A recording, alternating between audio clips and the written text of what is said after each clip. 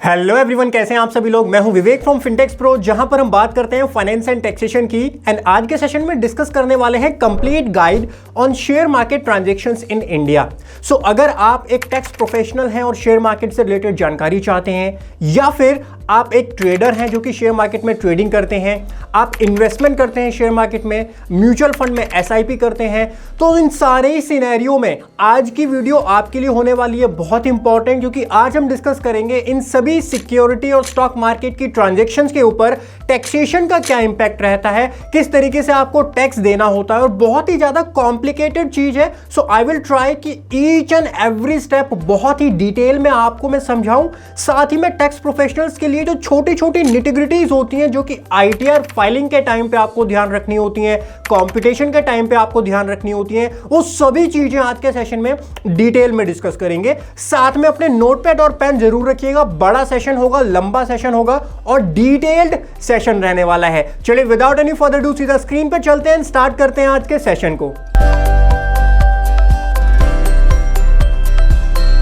So guys, we are on the screen now। Discuss करने वाले हैं taxation guide for share market transaction assessment year 23 and 24 जो आपका current चल रहा है, उससे रिलेटेड चीज हम डिस्कस करेंगे। फाइनेंस एक्ट 2023 में भी इससे रिलेटेड चेंजेस आए थे, वो समझेंगे। आईटीआर फॉर्म्स के अंदर भी चेंजेस आए हैं, वो चेंजेस भी समझेंगे। बहुत ही डिटेल वीडियो होने वाली है, और खाली थ्योरी नहीं समझाऊंगा आपको, प्रैक्टिकल एक्सपेक्ट भी साथ में बताऊंगा, केस स्टडीज आपके साथ डिस्कस करूंगा ईच एंड एवरी। और ये वीडियो मैं बना रहा हूं आफ्टर फाइलिंग 100,000 ऑफ क्लाइंट्स। अपना एक्सपीरियंस, सारी छोटी छोटी जो प्रैक्टिकल चैलेंजेस आते हैं आपको, जो छोटी छोटी गलतियां हो जाती हैं जिसकी वजह से नोटिसेस आते हैं, वो सारी चीजें आपके साथ डिस्कस करूंगा। देख लीजिए कौन कौन से टॉपिक हमारे आज का सेशन के की पॉइंट्स रहने वाले हैं। ग्रैंडफादरिंग के प्रोविजन हम डिस्कस करेंगे, टर्नओवर कैलकुलेशन, लॉस ट्रीटमेंट किस तरीके से होगा, क्योंकि लॉस बहुत ज्यादा होता है जी आजकल शेयर मार्केट में। जब आप काम करते हो, चाहे एफएनओ में काम कर रहे हो, डेरिवेटिव में है, चाहे इक्विटी में है, किसी भी सेक्शन में हो, आजकल लॉसेस वाले केसेस बहुत आते हैं, तो उसका ट्रीटमेंट किस तरीके से होगा, ऑडिट की रिक्वायरमेंट क्या होगी, टर्नओवर किस तरीके से कैलकुलेट किया जाएगा, और स्पेशली ऑप्शन के केस में टर्नओवर में चेंज आया है, तो वो चेंज क्या आया है उसको भी डिटेल में समझेंगे। टैक्स ऑडिट की एप्लीकेबिलिटी क्या होती है, इंपॉर्टेंट पॉइंट ये भी समझेंगे। डिफरेंस आता है एआईएस और आपकी रिपोर्ट्स के अंदर। जो ब्रोकर रिपोर्ट देता है वहां पे फिगर कुछ और है, एआईएस में रिपोर्ट कुछ और कह रही है, तो क्या लेकर के चलना है आपको, उसको डिस्कस करेंगे। टैक्स की कैलकुलेशन सेक्शन 111 और 112A, ये कौन से सेक्शन होते हैं अभी डिटेल में समझाऊंगा आपको। प्रैक्टिकल एग्जांपल्स आपको दूंगा, फाइनेंस एक्ट 23 में जो अपडेट्स हैं वो बताऊंगा। टैक्स हार्वेस्टिंग क्या होती है, कैसे की जाती है, उस पर भी हम डिस्कशन करेंगे आज के सेशन में। चलिए एक एक पॉइंट समझते हैं और डिस्कस करते हैं। Share market taxation in India, ये आपको इंडेक्स मिल जाएगा। टोटल 35 पेजेस के नोट्स हैं जो हम डिस्कस करने वाले हैं। नोट्स आप अपने साथ बनाते हुए चलिएगा तो आपके लिए हेल्पफुल रहेगा। सबसे पहले समझिए about Indian share market. Indian share market आप मेरे को नहीं पता भाई, I am not expert in that field, but basics जितने मुझको पता है वो मैंने यहाँ पर कंपाइल करके लिख दिया। इंडिया में शेयर मार्केट में क्या क्या होता है, क्या कौन कौन पार्टिसिपेंट्स होते हैं, रिटेल इन्वेस्टर है, इंस्टीट्यूशनल इन्वेस्टर है, ब्रोकर होते हैं, फिर आपके रेगुलेटरी एंड एक्सचेंजेस होते हैं आपके। ठीक है, हमारा फोकस किस पर रहेगा, रिटेल इन्वेस्टर्स जो इंडिविजुअल्स हैं उसका टैक्सेशन हम करने जा रहे हैं, उसका टैक्सेशन हम सीखने जा रहे हैं। क्योंकि इंडिया में आजकल क्या हो गया है ना, फाइनेंशियल लिटरेसी इतनी ज्यादा आ गई है, स्पेशली कोविड के बाद में, और which is a good thing, मैं उसको पॉजिटिवली लेता हूं कि बहुत सारे लोग अब शेयर मार्केट में आ रहे हैं, सीख रहे हैं, जानना चाह रहे हैं, इन्वेस्टमेंट की नई नई अपॉर्चुनिटीज आ रही हैं, तो डेफिनेटली वहां पर जाना चाहिए लोगों को। बहुत ही अच्छी अपॉर्चुनिटी है, अच्छे से अगर आप उसमें इन्वेस्ट करेंगे, अच्छे से काम करेंगे, तो डेफिनेटली आप वहां से पैसा भी बनाएंगे। But I am not expert of that field, तो ज्यादा मैं उसके बारे में डिस्कशन तो नहीं कर पाऊंगा। कौन कौन से इंडिसेस हैं आपको बेहतर पता होगा। सेंसेक्स है, निफ्टी है, निफ्टी पे 50 कंपनीज लिस्टेड है, सेंसेक्स पे 30 कंपनी लिस्टेड है। उसके बाद मार्केट रेगुलेटरी, सेबी हमारी मार्केट रेगुलेटरी है। इन्वेस्टमेंट स्ट्रेटेजीज आ गई, risk and investment protection SEBI के थ्रू किया जाता है, कंक्लूजन आ गया। उसके बाद सेकेंड पॉइंट आता है segment of trading in share market. यहां से हम आज का सेशन जो है वो डिटेल में समझना स्टार्ट करेंगे, क्योंकि इसी के बेसिस पर क्लासिफाई होगा कि आपकी कोई ट्रांजैक्शन है वो कैपिटल गेन में जाएगी या फिर वो पीजीबीपी में जाएगी। सर ये क्या बता रहे हो, PGBP capital gain? Tax professional है तो आपको पता होगा, अगर शेयर मार्केट से जुड़े हो तो शायद आपको ये टर्म्स नई आपके लिए टर्म्स होगी, बट टेंशन मत लो, डिटेल में आपको सारी चीजें समझाऊंगा। सबसे पहले समझो जो चीजें आपको पता है। Sir equity cash segment. Equity cash segment क्या होता है? हम सभी का फेवरेट। सबसे पहले एक इंसान अपना डीमैट अकाउंट खुलाता है तो क्या करता है? रिलायंस के जाकर के शेयर बाय करता है इक्विटी मार्केट में कैश सेगमेंट के अंदर। ठीक है, तो कैश सेगमेंट के अंदर फिर ट्रेड, कितने टाइप के ट्रेड होते हैं आपका? एक होता है इंट्राडे। ना इंट्राडे क्या होता है ना, इंट्राडे में सेम डे आपको ट्रांजैक्शन स्क्वायर ऑफ करनी होती है। आज आपने बाय किया, आज ही आप सेल करो। इसका रिवर्स भी होता है, काफी बार लोग क्या करते हैं, सेल पहले कर देते हैं और फिर उसको बाय बाद में करते हैं। तो बाय सेलिंग जब सेम डे पे आप करते हो तो उसको बोलते हैं इंट्राडे ट्रांजैक्शन। सिंपल टर्म है, ये समझना इसलिए जरूरी है क्योंकि इसी के बेसिस पर आइडेंटिफाई होता है कौन से हेड में आपकी वो इनकम जाने वाली है। ठीक है सर, मूविंग फर्दर, दूसरी ट्रांजैक्शन होती है डिलीवरी। डिलीवरी में क्या होता है ना, डिलीवरी में आप शेयर को होल्ड करके रखते हो। आपने शेयर बाय किया, उसके बाद आप उसको आज भी बेच सकते हो, कल भी बेच सकते हो, 5 दिन बाद भी, 1 हफ्ते बाद भी, 1 साल के बाद भी, 10 साल के बाद भी बेच सकते हो। डिलीवरी में आप शेयर को होल्ड करके रखते हो। यानी यहां से एक चीज आपको ब्रॉडली समझ में आई होगी कि अगर मैं आपसे ये बोलूं कि मैं तो इन्वेस्टमेंट पर्पज से जाना चाहता हूं, तो जब कोई पर्सन इन्वेस्टमेंट पर्पज से शेयर मार्केट में इन्वेस्ट करता है तो वो कौन सी ट्रेड लेता है? क्या इंट्राडे लेता है या डिलीवरी लेता है? डिलीवरी लेता है। अगर इन्वेस्टमेंट पर्पज से कर रहा है, लॉन्ग टर्म के लिए या फिर शॉर्ट टर्म के लिए भी इन्वेस्टमेंट की जाती है, हो सकता है 2 महीने का उसका व्यू हो, 6 मंथ का उसका व्यू हो, 1 साल का व्यू हो, 1 महीने का व्यू हो, सो डिपेंड करता है कितना व्यू है। लेकिन डिलीवरी ट्रेड अगर आपने लिया, इसका मतलब आप शॉर्ट टर्म या लॉन्ग टर्म में जाना चाहते हैं, इंट्राडे आपका ऑब्जेक्टिव नहीं है। अच्छा, यहां से एक चीज मैं बोल सकता हूं कि इंट्राडे में जो ट्रांजैक्शंस होती हैं वहां पर जो ऑब्जेक्टिव वो कहीं ना कहीं स्पेकुलेटिव होता है इंस्टेड ऑफ इन्वेस्टमेंट। दो डिफरेंट चीज होती है। देखो, शेयर मार्केट में आप काम करते होगे तो आपको शायद मेरे से बेहतर पता होगा। एक होती है कि एक पर्सन ये बोलता है कि मैं शेयर मार्केट में ट्रेडर हूं, मैं शेयर मार्केट में ट्रेडिंग करता हूं। दूसरा पर्सन ये बोलता है कि मैं ट्रेडिंग नहीं करता, मैं तो इन्वेस्टमेंट करता हूं। तो जो पर्सन इंट्राडे कर रहा है, आप उसको क्या बोलना पसंद करोगे? जो पर्सन डेली जाता है, इंट्राडे का एक ट्रांजैक्शन लगाता है, बाय करता है, सेल करता है, उसको ट्रेडर बोला जाता है जनरली। ठीक है, क्योंकि वो ट्रेडिंग कर रहा है। दूसरी तरफ एक पर्सन गया, उसने रिलायंस के 100 शेयर, 1000 शेयर बाय किए, एमआरएफ का 1 शेयर बाय किया, बहुत महंगा हो चुका है आजकल वो, आपने वो शेयर बाय किया और उसको होल्ड करके रखा। डिलीवरी में आपने बाय किया। तो एक पर्सन अगर डिलीवरी में बाय कर रहा है तो हम उसको बोल सकते हैं वो इन्वेस्टमेंट पॉइंट ऑफ व्यू से आया है। वहीं पे एक पर्सन अगर इंट्राडे में आ रहा है तो हम उसको बोल सकते हैं कि भाई आपका नेचर स्पेकुलेटिव है। अब मेरी वर्डिंग्स को ना ध्यान से सुनना, क्योंकि जो छोटी छोटी चीजें मैं आपको बता रहा हूं ना, स्पेकुलेशन है। अब ये चीजें हो सकता है आपको पता हो, but taxation point of view से बहुत इंपॉर्टेंट हो जाती हैं। जब आप इंट्राडे में काम कर रहे हैं तो उसे स्पेकुलेटिव के अंदर ट्रीट किया जाता है कि आप स्पेकुलेशन कर रहे हैं, और उसकी वजह से काफी सारे चेंजेस आपके इनकम टैक्स में आएंगे। इसीलिए ये बहुत इंपॉर्टेंट है सेग्रीगेट करना कि नेचर ऑफ ट्रांजैक्शन क्या है। इंट्राडे में ट्रीटमेंट अलग होगा, डिलीवरी में ट्रीटमेंट अलग होगा। राइट, मूविंग फर्दर, इसके अलावा इक्विटी में डेरिवेटिव सेगमेंट भी होता है। अब डेरिवेटिव सेगमेंट क्या है मैं डिटेल में तो नहीं समझाऊंगा। फ्यूचर एंड ऑप्शन होता है ना, जो निफ्टी, आप निफ्टी बाय कर लो, सीधा सीधा निफ्टी बाय कर लो, सेंसेक्स बाय कर लो, बैंक निफ्टी बाय कर लो। तो जब आप फ्यूचर एंड ऑप्शन में पैसा लगाते हैं तो उसको डेरिवेटिव बोला जाता है, और डेरिवेटिव का treatment taxation point of view से अलग होता है। देखो, इक्विटी सेगमेंट को हमने 2 पार्ट में डिवाइड कर लिया, एक इंट्राडे, एक डिलीवरी। डेरिवेटिव हमारा एक अलग हो गया, डेरिवेटिव में आपके फ्यूचर एंड ऑप्शन आ गए। 3 टाइप अभी तक हमने समझ लिए, और भी हो सकते हैं, लेकिन ये 3 टाइप आपको लास्ट तक ध्यान रखने हैं। एक तो इंट्राडे, एक डिलीवरी और एक डेरिवेटिव यानी फ्यूचर एंड ऑप्शंस। ये 3 डिफरेंट टाइप की ट्रांजैक्शंस होती हैं। ठीक है, उसके बाद में बारी आती है करेंसी का, फिर डेरिवेटिव सेगमेंट होता है। उसके बाद कमोडिटी का भी डेरिवेटिव सेगमेंट होता है, बट इस पर हम ज्यादा फोकस नहीं करेंगे। हमारा मेन फोकस रहेगा इन 3 पॉइंट पर। नंबर 1 इंट्राडे, नंबर 2 डिलीवरी और नंबर 3 इक्विटी डेरिवेटिव सेगमेंट। इस पर हमारा मेन फोकस रहने वाला है, बट मैं गाइड कर दूंगा आपको करेंसी डेरिवेटिव किस तरीके से हो, कमोडिटी डेरिवेटिव, डेट का सेगमेंट आता है, म्यूचुअल फंड का सेगमेंट आता है। अब म्यूचुअल फंड कोई सेपरेट सेगमेंट नहीं होता। देखो ध्यान से सुनो, म्यूचुअल फंड क्या है? म्यूचुअल फंड आपसे पैसा लेता है, उसने एक फंड बनाया और वो भी तो आगे जाकर के इन्वेस्ट करता है शेयर मार्केट में। अब हो सकता है वो म्यूचुअल फंड इक्विटी में इन्वेस्ट करे, हो सकता है वो कैश सेगमेंट में करे, हो सकता है वो डेरिवेटिव में करे, हो सकता है वो डेट में भी करे, हो सकता है वो एक हेज फंड हो सकता है वो हाइब्रिड फंड हो, डेट में भी इन्वेस्ट करता हो, इक्विटी में भी इन्वेस्ट करता हो।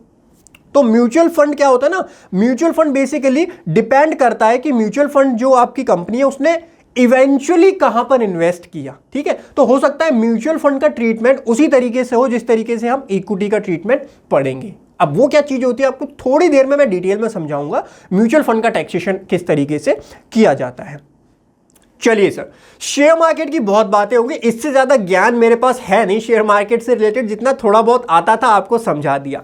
मेरी एक्सपर्टीज का एरिया भी नहीं है। अब चलते हैं मेरी एक्सपर्टीज का जो एरिया है, इनकम टैक्स एक्ट 1961, जहां पर हम काम करते हैं जी, डेली ITR फाइल करते हैं। बहुत सारी ये जितने भी नोट्स मैंने बनाए हैं ना, खुद अपने हाथों से सारे नोट्स बनाए हैं, और ये बेस्ड ऑन मेरे प्रैक्टिकल एक्सपीरियंस है। ऐसा नहीं है मैंने गूगल करके या कोई आर्टिकल पढ़ के कहीं से यहां पर ये छाप दी हूं।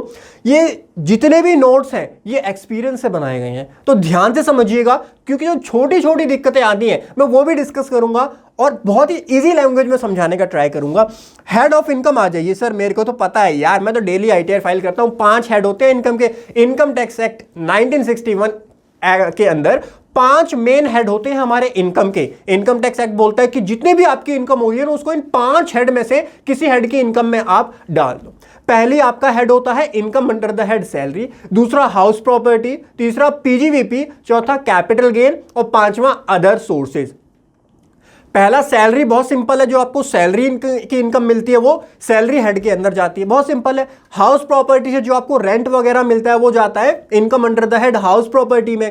तीसरा आपका होता है, ध्यान से सुनिएगा, PGBP, profit and gain from business and profession. ये इंपॉर्टेंट है, ये इंपॉर्टेंट है।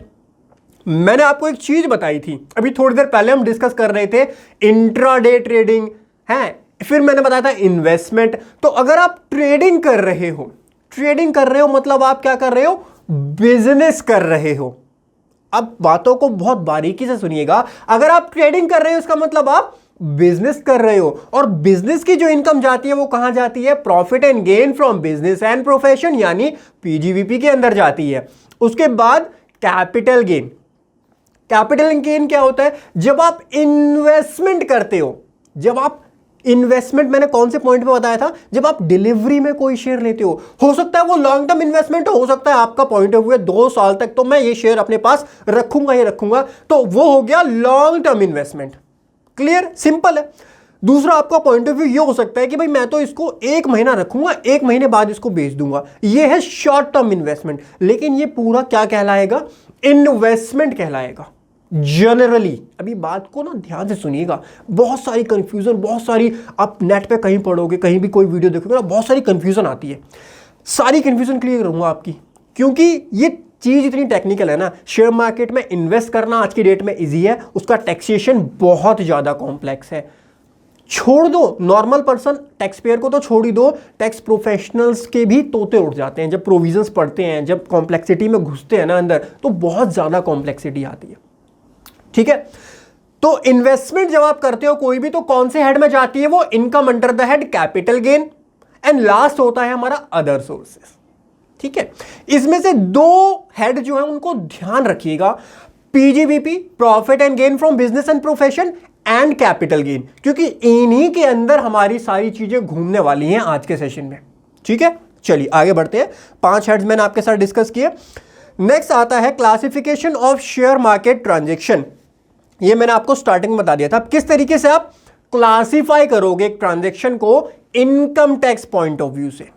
किस पॉइंट ऑफ व्यू से, इनकम टैक्स। सर अब स्टार्टिंग में जो बताया था वो जनरल पॉइंट ऑफ व्यू था, अब समझेंगे income tax point of view से आप एक ट्रांजैक्शन को कितने पार्ट्स में बांटेंगे, कैसे डिवाइड करेंगे। सबसे पहले हम बात करेंगे इंट्राडे ट्रांजैक्शन की। इंट्राडे ट्रांजैक्शन यानी वो ट्रांजैक्शन आज ही बाय किया, आज ही स्क्वायर ऑफ कर दिया, आज ही सेल किया था, आज ही बाय कर लिया। इंट्राडे ट्रांजैक्शंस कौन से हेड के अंदर जाएंगी आपकी, ये बेसिकली ट्रेडिंग होती है, स्पेकुलेटिव ट्रेडिंग होती है, यानी ये PGBP हेड के अंदर आपकी जाती है। कौन से हेड में जाती है, PGBP हेड में जाती है, profit and gain from business and profession, PGBP के अंदर जाती है। और PGBP को भी 2 पार्ट्स में बांटा जाता है, एक होता है नॉर्मल बिजनेस, एक होता है नॉर्मल बिजनेस। ये मैं टैक्सेशन की बातें कर रहा हूं, अब ध्यान से सुनिएगा। एक होता है नॉर्मल बिजनेस, एक होता है स्पेक्युलेटिव बिजनेस, एक होता है स्पेक्युलेटिव बिजनेस, और एक स्पेसिफाइड बिजनेस भी होता है, बट उसकी हम चर्चा करेंगे नहीं because that is not relevant for today's topic. So normal business और स्पेक्युलेटिव बिजनेस की चर्चा आज हम करने वाले हैं। नॉर्मल बिजनेस क्या होता है, जो कि हम करते हैं, चाहे टैक्सेशन की प्रैक्टिस हो या कोई आप माल लाते हो, माल बेचते हो, नॉर्मल जो बिजनेस होता है वो नॉर्मल बिजनेस के अंदर क्लासिफाई किया जाता है। स्पेक्युलेटिव बिजनेस क्या होता है, स्पेसिफिकली जो आपकी ये वाली ट्रांजैक्शंस होती है, इंट्राडे ट्रांजैक्शंस जो शेयर मार्केट के अंदर आप करते हो, उनको क्लासिफाई किया जाता है स्पेक्युलेटिव बिजनेस के अंदर। स्पेक्युलेटिव बिजनेस के अंदर सर फर्क क्या पड़ता है इससे? अच्छा एक बात बताओ, क्या फर्क पड़ेगा, नॉर्मल बिजनेस में जाए या स्पेक्युलेटिव बिजनेस में जाए, इससे डिफरेंस क्या आएगा, हमारी टैक्सेशन पर क्या डिफरेंस आएगा? बहुत ज्यादा डिफरेंस आएगा, लेकिन अभी नहीं समझाऊंगा, इस पॉइंट को होल्ड करके रखिएगा, धीरे धीरे आपकी ये क्वेरी भी क्लियर हो जाएगी। लेकिन पॉइंट नोट करने वाला ये है कि जो इंट्राडे की आपकी ट्रांजेक्शन है, that would be classified under the head PGBP, profit and gain from business and profession, और उसके अंदर भी स्पेक्युलेटिव बिजनेस में उसको क्लासिफाई किया जाएगा। कौन से बिजनेस में क्लासिफाई किया जाएगा? स्पेक्युलेटिव बिजनेस में उसको क्लासिफाई किया जाएगा। पढ़िएगा, intraday transaction involving buying and selling securities within the same trading day, from a tax perspective the profit और loss generated from the intraday trading are usually treated as speculative business income. Business income तो मानी जाएगी, कोई दिक्कत नहीं है, लेकिन speculative business income मानी जाएगी। सर क्या फर्क पड़ेगा स्पेक्युलेटिव और नॉर्मल से? जल्दी समझाओ। नहीं समझा सकता, वेट करो समझाऊंगा। These transactions are classified under the head profit and gain from business or profession for tax purpose. ठीक है, इंट्राडे की ट्रांजैक्शन पीजीबीपी हेड में जाएंगी, स्पेक्युलेटिव के अंदर। मेरे पास लोगों की क्वेरी आती है कि सर आप ना रिपीट बहुत करते हो एक ही चीज को। भाई आदत है गंदी, देखो क्या करें, जाती नहीं है। मैं ये मान के चलता हूं कि जो पर्सन मेरी वीडियो देख रहा है ना, हो सकता है वो एक्सपर्ट भी देख रहे हो सकता है आप छोटी सी क्वेरी के लिए खाली मेरी वीडियो देखने आए हो, लेकिन मैं ये मान के चलता हूं कि मैं बिल्कुल एक छोटे से बच्चे को सिखा रहा हूं जिसको टैक्सेशन की नॉलेज नहीं है। शेयर मार्केट में एक्सपर्ट हो आप, बट टैक्सेशन के बारे में आपको नहीं पता, तो इसलिए मैं तो बिल्कुल डिटेल में सिखाऊंगा सर। ये मेरी गंदी आदत है या अच्छी आदत है, किसी को वो अच्छी लगती है, किसी को अच्छी नहीं लगती है, खैर नेवरदलेस उसमें कुछ नहीं कर सकते। नेक्स्ट पॉइंट आता है फ्यूचर एंड ऑप्शन एफएनओ की ट्रांजैक्शन। एफएनओ की जो ट्रांजैक्शन होती है, बैंक निफ्टी बाय किया आपने, ऑप्शंस आपने बाय किए, निफ्टी और ये निफ्टी बाय किया आपने, ये सारी ट्रांजैक्शन जाती हैं फ्यूचर एंड ऑप्शंस, जिसको प्यार से डेरिवेटिव ट्रांजैक्शंस बोलते हो आप। डेरिवेटिव ट्रांजैक्शंस भी आपके पीजीवीपी के अंदर ही जाती हैं। कौन से हेड में जाती हैं? डेरिवेटिव ट्रांजैक्शंस आपकी पीजीबीपी में जाती हैं। और पीजीबीपी के अंदर मैंने बताया था दो टाइप होते हैं, एक नॉर्मल बिजनेस, एक स्पेक्युलेटिव बिजनेस। इंट्राडे कौन से हेड में जाती है? इंट्राडे जाती है स्पेक्युलेटिव बिजनेस में। एफएनओ या फिर डेरिवेटिव कौन से हेड में जाती है? ये जाती है जी नॉर्मल बिजनेस के अंदर। बोलिए यस और नो। यस सर, बिल्कुल क्लियर है, कोई दिक्कत नहीं है। नेक्स्ट आती है delivery based transaction. Delivery based transaction, delivery based transaction का मतलब क्या होता है? जब आपने आज लिया उसको आप 2 दिन बाद भी बेच सकते हो, 1 महीने बाद भी, 1 साल बाद भी और 10 साल बाद भी, डिलीवरी बेस्ड ट्रांजैक्शन के अंदर। नाउ अब एक बात को ध्यान से सुनिएगा, मैं शेयर मार्केट में ट्रेडिंग करता हूं, ट्रेडिंग मेरा काम है, ट्रेडिंग करना। मुझे एक बात का जवाब दीजिएगा, क्या ट्रेडर डिलीवरी में ट्रांजैक्शन नहीं करता है? बताइए, खुद सोचिए। आपका कोई फ्रेंड हो या आप खुद करते हो, आप खुद एक ट्रेडर हो, तो क्या ट्रेडर जो शेयर मार्केट में ट्रेडिंग कर रहा है, बस उसका ऑब्जेक्टिव वहां से गेन अर्न करना, इन्वेस्टमेंट का कोई पॉइंट ऑफ व्यू नहीं है? मुझे आंसर दीजिएगा, क्या वो पर्सन भी डिलीवरी में ट्रांजैक्शन कर सकता है? बिल्कुल कर सकता है। तो क्या आप उसकी डिलीवरी की ट्रांजैक्शन को, मैंने आपको क्या बताया था स्टार्टिंग में, बताया था कि डिलीवरी की ट्रांजैक्शन तो इन्वेस्टमेंट पॉइंट ऑफ व्यू से की जाती है, मैंने तो ऐसे आंख बंद करके बोल दिया था। अब कुछ कंसेप्ट चेंज हो रहा है। एक जो ट्रेडर है वो भी तो डिलीवरी की ट्रांजैक्शन कर सकता है ना भाई, बोलो यस और नो। यस सर, बिल्कुल कर सकता है। तो अगर एक ट्रेडर डिलीवरी वाली ट्रांजैक्शन करेगा तो उसको क्या कहना ठीक होगा? कि वो पीजीवीपी के अंदर डालोगे या उसको कैपिटल गेन में डालोगे? अंदर से क्या आवाज आ रही है? अंदर से आवाज आनी चाहिए कि भाई जब उसका काम ही ट्रेडिंग करना है, जब उसका काम ही बिजनेस है उसका वो, तो डिलीवरी की ट्रांजैक्शंस को भी बिजनेस के अंदर ही क्लासिफाई करना चाहिए। लॉ में भी यही लिखा हुआ है, ये बातें मैं अपने मन से नहीं बोल रहा हूं, लॉ में लिखा हुआ है। किस तरीके से लॉ की लैंग्वेज थोड़ी सी डिफरेंट होती है, बट थीम और ऑब्जेक्टिव यही होता है सर। क्या कि अगर एक ट्रेडर है, वो बंदा अगर डिलीवरी की ट्रांजैक्शन करेगा तो उसको कैपिटल गेन में मत ले जाओ, उसको आप पीजीवीपी के अंदर ही क्लासिफाई करो। पढ़िएगा ध्यान से, delivery based transaction referring to buying और selling security within the intention of taking actual delivery of the share. The classification of these transaction depend on how the shares are treated. पहला है, if the shares are treated as a stock in trade. Stock in trade कोई कब treat करता है? जब कोई business कर रहा है, जब कोई बिजनेस कर रहा है। मेरे पापा की फैक्ट्री है, हौजरी की फैक्ट्री है, तो रॉ मटेरियल लेकर के आते हैं, वो मटेरियल लाते हैं और फिर उसको बेच देते हैं। मटेरियल आया और फिर उसको बेच दिया। तो जो मटेरियल आता है ना, उसको हम बुक करते हैं as a stock in trade. अगर आप एक अकाउंटेंट हैं तो आप मेरी बात को समझ पाएंगे। ध्यान से देखिएगा एंट्री क्या होती है बुक्स के अंदर। परचेज अकाउंट डेबिट, ये खाली अकाउंटेंट के लिए है, अदरवाइज इसको आप इग्नोर भी कर सकते हैं। परचेज अकाउंट डेबिट टू, आप जिसको पैसे देने उसका नाम लिख दोगे। आप बैंक से आप पेमेंट करके लाए हो तो बैंक का नाम लिख दोगे। बोलिए यस और नो। जैसे ही परचेज अकाउंट डेबिट करते हो, इसका मतलब क्या? स्टॉक जो है वो आपका इंक्रीज हो जाता है, यानी जो आप बाय करके लाए आपने उसको as a stock in trade treat कर लिया। इसी तरीके से डिलीवरी में अगर आप शेयर बाय करते हो तो उसकी अकाउंटिंग एंट्री जो पड़ती है वो पड़ती है purchase account debit to bank account. ठीक है, क्लियर है? और ये क्लासीफाई कौन से हेड में किया जाता है? पीजीवीपी हेड के अंदर इसकी क्लासिफिकेशन की जाती है, क्योंकि आपने उसको as a stock in trade जो है वो ट्रीट किया है। सर कहां लिखा हुआ है? कैपिटल गेन के प्रोविजंस में लिखा हुआ है कि कैपिटल असेट की डेफिनेशन से इसको बाहर कर दिया जाएगा। ठीक है, तो ये पीजीवीपी हेड के अंदर क्लासिफाई कर दिया जाता है।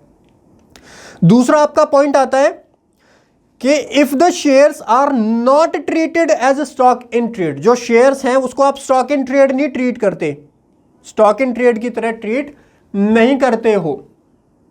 ठीक है, जैसे कि मेरा काम क्या है? टैक्स प्रोफेशन का काम है, टैक्सेशन की कंसल्टेंसी देता हूं मैं। मैंने किसी कंपनी के शेयर खरीदे, भाई ट्रेडिंग थोड़ी करता हूं मैं किसी कंपनी के शेयर खरीदूंगा शेयर मार्केट में जाकर के, तो मैं अपनी बुक्स में क्या एंट्री मारूंगा? Purchase account debit. अरे भाई मेरा वो परचेज करने का काम थोड़ी है मेरा, मैं तो एंट्री सिंपल सी मार दूंगा, इन्वेस्टमेंट बुक कर दूंगा जी, इन्वेस्टमेंट अकाउंट डेबिट कर दूंगा और बैंक से पेमेंट चली गई भाई, लो इन्वेस्टमेंट आ गई मेरी। इन्वेस्टमेंट कहां पर आ जाएगी? मेरी एसेट साइड में आ जाएगी। बोलिए यस और नो। यस सर, बहुत सिंपल केस है। तो अगर मैं इन्वेस्टमेंट पॉइंट ऑफ व्यू से कर रहा हूं, यानी मैं उसको स्टॉक इन ट्रेड ट्रीट नहीं कर रहा हूं, तब मेरा ऑब्जेक्टिव है वो इन्वेस्टमेंट का है। और अगर मेरा इन्वेस्टमेंट का ऑब्जेक्टिव है, तब ये ट्रांजेक्शन कहां क्लासिफाई की जाएगी? बोलो, अंदर से आवाज आ रही है? कैपिटल गेन। देखो आर्टिकल पढ़ लो गूगल पे, लेकिन उसके पीछे का रीजन जब तक नहीं जानोगे ना, तब तक मजा नहीं आएगा काम करने में। ठीक है, तो वो ट्रांजैक्शन कैपिटल गेन के अंदर क्लासिफाई की जाएगी। Perfect sir, perfect.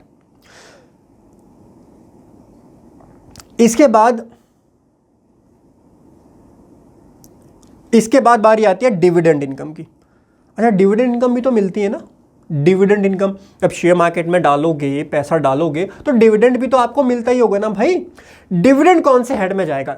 बहुत सिंपल आंसर है भाई, डिविडेंड जाएगा उसी हेड में जिस हेड में उसकी मेन इनकम जा रही है। नहीं समझ में आया? अरे बहुत सिंपल है, अगर आपका बिजनेस है, अगर आपने स्टॉक इन ट्रेड ट्रीट किया है उस शेयर को जो आप, जिसपे आपको डिविडेंड मिला है, तो उसको आप डाल दो पीजीवीपी के अंदर। अगर आपका बिजनेस है तो पीजीवीपी में डाल दो। अगर बिजनेस नहीं है, इन्वेस्टमेंट पॉइंट ऑफ व्यू से डाला, तब जाएगा वो अदर सोर्सेज के अंदर। 5 हेड बताए थे आपको इनकम के, सबसे लास्ट वाला हेड कौन सा था? Income from other sources. तो जो डिविडेंड है, अगर वो इन्वेस्टमेंट पॉइंट ऑफ व्यू से आप डाल रहे हो, तो उसकी इनकम कैपिटल गेन में जाएगी और उसका डिविडेंड इसमें जाता है अदर सोर्सेज के अंदर। वहीं पर अगर आपने वो share stock in trade treat किया था, तो शेयर्स जब सेल करोगे, शेयर्स का प्रॉफिट एंड लॉस वो भी पीजीवीपी में जाएगा और उस पर जो डिविडेंड मिला है वो भी पीजीवीपी में क्लासिफाई किया जाएगा। करेक्ट? Yes sir.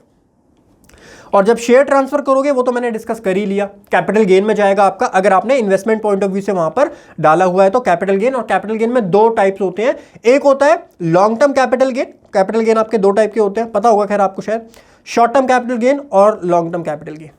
ठीक है सर सर सर सर ये तो समझ में आ गया, short term capital gain, long term capital gain, लेकिन कैसे आइडेंटिफाई करें शॉर्ट टर्म कैपिटल गेन कब होगा, शॉर्ट टर्म कैपिटल कब मानेंगे उसको, लॉन्ग टर्म कैपिटल गेन या लॉन्ग टर्म कैपिटल लॉस कब माना जाएगा। मैंने तो एक शेयर खरीदा था, मेरे लिए तो भाई 2 महीने शॉर्ट टर्म होता है, या 2 महीने से ज्यादा रख लेता हूं तो लॉन्ग टर्म हो जाता है, किसी दूसरे पर्सन के लिए 4 महीने वो पीरियड हो सकता है। भाई हम बात कर रहे हैं इनकम टैक्स की, इनकम टैक्स एक्ट के अकॉर्डिंग हम बात कर रहे हैं। इनकम टैक्स एक्ट के अकॉर्डिंग शेयर्स के ऊपर जो लिस्टेड शेयर होते हैं स्पेसिफिकली, उसके लिए टाइम लिमिट देखी जाती है 12 मंथ्स की, यानी 12 मंथ से ज्यादा अगर आप अपने पास होल्ड करके रखोगे तो वो लॉन्ग टर्म बन जाएगा। वहीं पर अनलिस्टेड इक्विटी शेयर्स जो होते हैं या अनलिस्टेड सिक्योरिटीज जो होती हैं, उनके लिए टाइम पीरियड हो जाता है 24 मंथ का। ठीक है, ये समरी में दिया हुआ है। सेक्शन कौन सा है सर, सेक्शन 242A यहां पर हमको ये चीज बताता है। समरी में आप देखेंगे आपको समझ में आ जाएगा।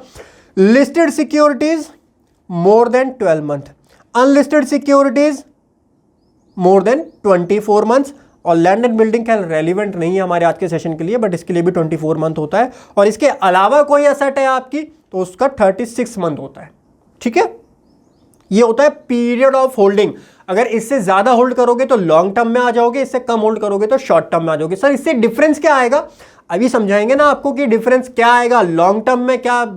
वैसे लॉन्ग टर्म में ना एक बेनिफिट होता है, अब तो खैर गवर्नमेंट बहुत ज़्यादा मतलब क्या बोलूँ, अब मेरे वर्डिंग नहीं आ रही है, मतलब टैक्स पेयर को चूसने वाली हो गई है, मतलब बोलना नहीं चाहिए बट उसी टाइप से आप बोल सकते हो। 2018 से पहले, 2018 से पहले पता है क्या होता था, जो आपके लॉन्ग टर्म कैपिटल गेन आपको हुआ इक्विटी के ऊपर, वो क्या होता था पता है, एग्जम्प्ट होता था, उस पर कोई टैक्स नहीं लेती थी गवर्नमेंट। बट आज की डेट में खैर बताऊंगा टैक्स तो लगता है, कितना लगता है, कैसे कैलकुलेट होता है, बताऊंगा आपको वो सारी चीजें। बट पहले भाई टैक्स नहीं लगता था इसके ऊपर, लेकिन अब उसके ऊपर टैक्स लगता है। इसीलिए इंपॉर्टेंट है क्लासिफाई करना कि जो आपका शेयर है, जो इन्वेस्टमेंट है, क्या वो लॉन्ग टर्म है, क्या वो शॉर्ट टर्म है। सर मैं तो ट्रेडिंग करता हूं, ट्रेडिंग क्या मेरे लिए इसका कोई रेलेवेंस है? अरे भाई शेयर ट्रेडिंग के केस में इसका कोई रेलेवेंस नहीं है, long term short term. Trading वाले केस में कोई शॉर्ट टर्म लॉन्ग टर्म नहीं होता भाई। ट्रेडिंग का मतलब ये होता है लिया और बेचा, यही होता है ट्रेडिंग का मतलब, उसमें शॉर्ट टर्म लॉन्ग टर्म नहीं होता। जब इन्वेस्टमेंट कर रहे हो, कैपिटल गेन में दिखाओगे उसकी इनकम, तब आपको चेक करना है कि वो लॉन्ग टर्म कैपिटल असेट है तो लॉन्ग टर्म कैपिटल गेन निकलेगा, अगर शॉर्ट टर्म कैपिटल असेट है तो शॉर्ट टर्म कैपिटल गेन निकलेगा। लॉन्ग टर्म के ऊपर टैक्स का रेट डिफरेंट होता है, और पहले तो लगता ही नहीं था, मैंने आपको अभी भी बताया। शॉर्ट टर्म कैपिटल गेन में टैक्स का रेट डिफरेंट होता है, इसीलिए हमको सेग्रीगेट करना होता है कि हमारी ट्रांजैक्शन लॉन्ग टर्म में है या शॉर्ट टर्म में है। ठीक है, ये छोटी मैं ना स्टेप वाइज बताऊंगा, मतलब आप सीढ़ी चढ़ते हुए चले जाएंगे, लास्ट में जाकर के देखना। अगर आप नोट्स बनाओगे या यहां से भी समझ रहे होगे ना, आपका कंसेप्ट इतना बिल्ड हो जाएगा ना, बिल्कुल नूब से लेकर प्रोफेशनल लेवल तक इतना कंसेप्ट आपका बिल्ड करके जाऊंगा मैं। सेशन बड़ा होगा बट लास्ट तक देखना, मजा ना आए ना तो बताना मुझे, और कमेंट में जरूर बताना मुझे वीडियो कैसी लगी। भाई आज दिल से बन रही है वीडियो, आज दिमाग नहीं चल रहा मेरा, दिल से जब बनाता हूं ना वीडियो में टाइम वाइम नहीं देखता भाई, फिर तो वीडियो बनेगी बस। चलो जी next point, understand the tax rate. Tax rate समझो जी, टैक्स रेट कैसे लगेगा, क्या लगेगा, अगर आप पीजीबीपी में जाएगी तो टैक्स का रेट क्या लगेगा, कैपिटल गेन में जाएगी तो टैक्स का रेट क्या लगेगा, ये चीजें थोड़ा सा समझते हैं। देखिए इनकम टैक्स में ना, इनकम टैक्स को ब्रॉडली दो टाइप में क्लासिफाई किया जाता है, एक होता है कॉर्पोरेट टैक्सेशन, एक होता है individual taxation. Right, corporate taxation हमारा पॉइंट है नहीं, कॉर्पोरेट टैक्सेशन हमारा आज का सेशन नहीं है। इंडिविजुअल टैक्सेशन पर आज हम चर्चा कर रहे हैं। इंडिविजुअल टैक्सेशन के अंदर भी आपके दो तरीके के रेट्स होते हैं, एक होता है स्लैब रेट, स्लैब रेट, दूसरा होता है स्पेशल रेट।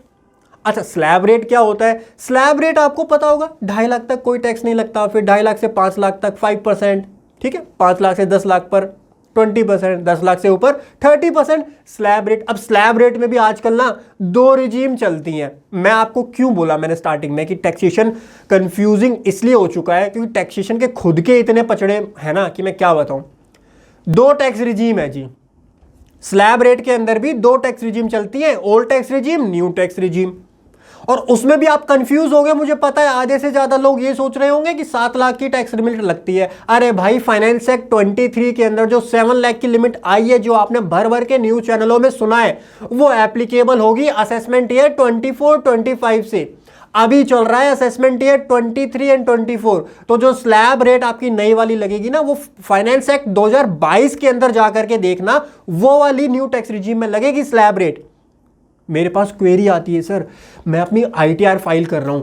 अच्छा कौन से साल की फाइल कर रहे हो? 23-24 असेसमेंट ईयर की आईटीआर फाइल कर रहा हूं। 7 लाख की इनकम दिखाई बट मेरा तो टैक्स बन रहा है, जीरो ही नहीं आ रहा। मैं तो न्यू टैक्स रिजीम में मैं ऑप्ट करना चाह रहा हूं, मेरा जीरो ही नहीं आ रहा। अरे मेरे भाई, जो फाइनेंस एक्ट, अब ये चीजें अगर आप एक टैक्स प्रोफेशनल है तो आप बहुत अच्छे से समझते हैं, ये बेसिक्स होते हैं कि जो फाइनेंस एक्ट 23 है अनटिल अदरवाइज स्पेसिफाइड, वो असेसमेंट ईयर 24-25 से एप्लीकेबल होने वाला है ना। जो रेट्स दिए होते हैं वो उस ईयर के होते हैं, लेकिन 23-24 असेसमेंट ईयर में आप उसको अगर लगाओगे तो आप गलती कर रहे हो। ठीक है, कहने का मतलब दो तरीके के टैक्स रेट होते हैं, अपने पॉइंट पे आ जाओ। एक होता है स्लैब रेट के अकॉर्डिंग, दूसरा होता है स्पेशल रेट के अकॉर्डिंग। सर ये गवर्नमेंट ने स्पेशल रेट बनाए क्यों? गवर्नमेंट ने स्पेशल रेट क्यों बनाए? भाई गवर्नमेंट ने इनकम को क्लासिफाई किया बहुत सारी कैटेगरीज के अंदर। हमको ऊपर ऊपर से दिखाने के लिए तो गवर्नमेंट ने बोल दिया 5 हेड है, क्यों टेंशन ले रहे हो? 5 हेड ही तो है, सैलरी है, हाउस प्रॉपर्टी है, पीजीबीपी है, कैपिटल गेन है, अदर सोर्सेज है। लेकिन जब टैक्स निकालने की बारी आती है ना, तब उनको डिवाइड कर दिया जाता है कि भाई कुछ इनको रख दो आप नॉर्मल रेट के अंदर, बाकी सबको ले आओ स्पेशल रेट के अंदर। ठीक है, जो इक्विटी शेयर्स के ऊपर आपका टैक्स निकाला जाता है ना, चाहे वो लॉन्ग टर्म हो चाहे वो शॉर्ट टर्म हो, वो स्पेशल रेट के अकॉर्डिंग निकाला जाता है। मैं पागल थोड़ी हूं, आधे घंटे से आपको स्पेशल रेट और नॉर्मल रेट में डिफरेंस बताए जा रहा हूं। इक्विटी शेयर्स के ऊपर जो आपका टैक्स रेट लगता है वो स्पेशल रेट के अंदर लगता है, स्पेशल टैक्स रेट वहां पर लगाया जाता है। और जो दूसरी तरफ नॉर्मल जो इनकम होती है आपकी, वो स्लैब रेट के अकॉर्डिंग उस पर टैक्स लगाया जाता है। ठीक है, तो यहां पर आप पढ़ेंगे मैंने नॉर्मल टैक्स, और फिर वही बात है, नॉर्मल टैक्स रेट में दो आते हैं, ओल्ड टैक्स रिजीम और न्यू टैक्स रिजीम। वो चीज़ मैंने आपको यहां पर डिटेल में एक्सप्लेन की हुई है, और यहां पर आप पढ़ेंगे तो ये नोट्स आपको मैं दे दूंगा, डिस्क्रिप्शन में भी दे दूंगा। कोर्स के अंदर अगर आप वीडियो देख रहे हो तो एक्सरसाइज फाइल में आपको मिल जाएगी, डाउनलोड कर लीजिएगा। अपडेटेड नोट्स है, फाइनेंस एक्ट 23 की अपडेट्स, मतलब वो वाली इंक्लूड नहीं की है मैंने, न्यू टैक्स रिजीम वाली। बाकी असेसमेंट ईयर 23-24 की जो आप आईटीआर फाइल करोगे उसके लिए पूरा अपडेटेड है ये नोट्स। ठीक है, तो ये स्लैब रेट पढ़ लीजिएगा आप। इनकम टैक्स का मैंने लिंक भी दिया हुआ है, यहाँ से आपको डिटेल पूरा इनकम टैक्स रेट के बारे में मिल जाएगा। स्पेशल रेट पे आ जाओ। अब नॉर्मल स्लैब रेट तो समझाने का कोई मतलब नहीं है, सिंपल ही होते हैं वो। समझने वाला जो पॉइंट है वो है special tax rate. Special tax rate जो कि समझने वाली बात है। सेक्शन ध्यान कर लो, नोट कर लो, नोट कर लो, मैं पहले ही नोट करवा देता हूं। सेक्शन नंबर 111A, मैंने आपको बताया था कैपिटल गेन पे आपके टैक्स निकाला जाता है। कैपिटल गेन दो पार्ट में डिवाइड होता है, एक होता है शॉर्ट टर्म कैपिटल गेन, एक होता है लॉन्ग टर्म कैपिटल गेन। अच्छा, शॉर्ट टर्म कैपिटल गेन का सेक्शन होता है 111A, नोट कर लो, और लॉन्ग टर्म कैपिटल गेन का होता है 112A। अच्छा, एक चीज और क्लैरिफाई कर देता हूं, ये कैपिटल गेन है ऑन इक्विटी और इक्विटी ओरिएंटेड म्यूचुअल फंड। कहीं सारे ही कैपिटल गेन पे निकाल दो आप, हैं लैंड एंड बिल्डिंग सेल कर रहे हो, लॉन्ग टर्म थी सर 112A लगा देते हैं वहां पर, ऐसा मत करना। कैपिटल गेन जो कि इक्विटी या फिर इक्विटी ओरिएंटेड म्यूचुअल फंड। अरे सर आपने ये नई टर्म क्या बोली, इक्विटी ओरिएंटेड म्यूचुअल फंड? हाँ जी, इक्विटी ओरिएंटेड म्यूचुअल फंड, यानी म्यूचुअल फंड वो वाले जिन्होंने इक्विटी में इन्वेस्ट किया हुआ है, वो वाले म्यूचुअल फंड का ट्रीटमेंट भी, उस पर जो प्रॉफिट होता है उसका ट्रीटमेंट भी आप इसी तरीके से करेंगे। ठीक है, ये आपको समरी में पढ़ाता हूं, ये मैंने वैसे पूरा प्रोविजन भी आपको यहां पर दिया हुआ है इस नोट्स के अंदर, बट जो हमारे लिए रेलिवेंट है वो है समरी।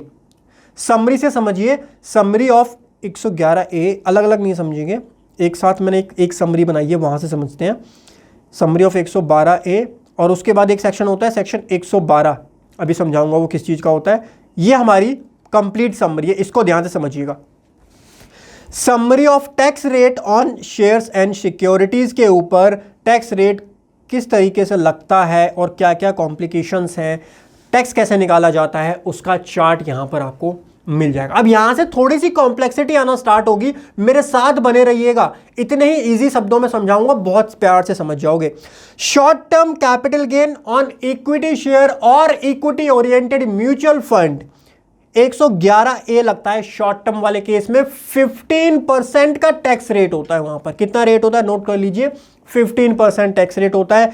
चैप्टर 6A की डिडक्शन आपको इस इनकम से, शॉर्ट टर्म वाली इनकम से नहीं दी जाती है। 87A की रिबेट वो आपको अलाउ की जाएगी शॉर्ट टर्म कैपिटल गेन जब 111A के अंदर आप टैक्स निकालेंगे। बेसिक एग्जम्पशन लिमिट अवेलेबल तो है लेकिन खाली रेजिडेंट इंडिविजुअल के लिए, अगर कोई नॉन रेजिडेंट इंडिविजुअल है उसके लिए अवेलेबल नहीं है बेसिक एग्जम्पशन लिमिट को। बेसिक एग्जम्पशन लिमिट क्या होती है सर? अरे 2.5 लाख तक कोई टैक्स नहीं लगता ना, अगर आपकी एज 60 से कम है तो, 60 से ज्यादा है और 60 या 60 से ज्यादा और 80 से कम है, सीनियर सिटीजन हो तो वहां पर लिमिट हो जाती है 3 लाख। और जब आप सुपर सीनियर सिटीजन हो यानी 80 से ज्यादा आपकी 80 या 80 से ज्यादा एज आपकी होती है तो बेसिक एग्जम्पशन लिमिट 5 लाख लगेगी आपके ऊपर। तो जो भी आपका केस है अकॉर्डिंगली आप चेक कर लीजिएगा कि आपकी बेसिक एग्जम्पशन लिमिट क्या होगी। बट आप वो बेनिफिट तभी मिलेगा आपको जब आप एक रेजिडेंट इंडिविजुअल होंगे। ठीक है, short term section number 111A। Next आता है सेक्शन नंबर 112 जो कि मैंने आपको लिखवाया था, जो कि होता है long term capital gain on equity और इक्विटी ओरिएंटेड म्यूचुअल फंड। 10% का टैक्स लगता है, 10% का, और कोई इंडेक्सेशन नहीं दी जाती, कोई भी इंडेक्सेशन नहीं दी जाती, विदाउट इंडेक्सेशन। सर ये क्या वर्ड आ गया विदाउट इंडेक्सेशन? अगर आप समझते हो कैपिटल गेन निकालें तो आपको पता है इंडेक्सेशन क्या होता है, लेकिन अगर शेयर मार्केट के धुरंधर हो, टैक्सेशन के बारे में नहीं पता, तो शायद आपको ना पता हो कि इंडेक्सेशन क्या होता है। देखिए, क्योंकि हम बात कर रहे हैं लॉन्ग टर्म इक्विटी शेयर्स, यानी लॉन्ग टर्म 12 महीने से ज्यादा अपने पास आपने होल्ड किया होगा। जब हम इनकम टैक्स पढ़ते हैं ना तो इनकम टैक्स के अंदर बहुत ही अच्छा प्रोविजन आता है। क्या प्रोविजन आता है? आपने कोई एसेट खरीदी थी, समझो 5 साल पहले मैंने अपनी एक फ्लैट खरीदा था, ठीक है। इंडेक्सेशन का मतलब क्या होता है? आज जब मैं उसको बेचने के लिए जाऊंगा तो एक तो कंपोनेंट होगा कैपिटल गेन का जो मुझे उसमें से मिलेगा, एक कंपोनेंट होगा जो कि महंगाई की वजह से बढ़ी है उसकी वैल्यू, मतलब उसकी एक्चुअल वैल्यू नहीं बढ़ी, महंगाई बढ़ी है इसीलिए उसकी वैल्यू बढ़ गई है।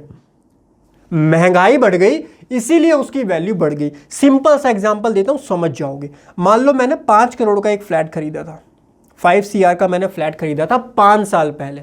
आज की डेट में जब मैं उसको बेचने के लिए जा रहा हूं तो 7 करोड़ में वो बिक रहा है, 7 करोड़ में वो बिक रहा है। 7 करोड़ रुपए मुझे मिलेंगे, लेकिन 7 करोड़ रुपए उसकी एक्चुअल इंट्रिंसिक वैल्यू ग्रोथ नहीं हुई है।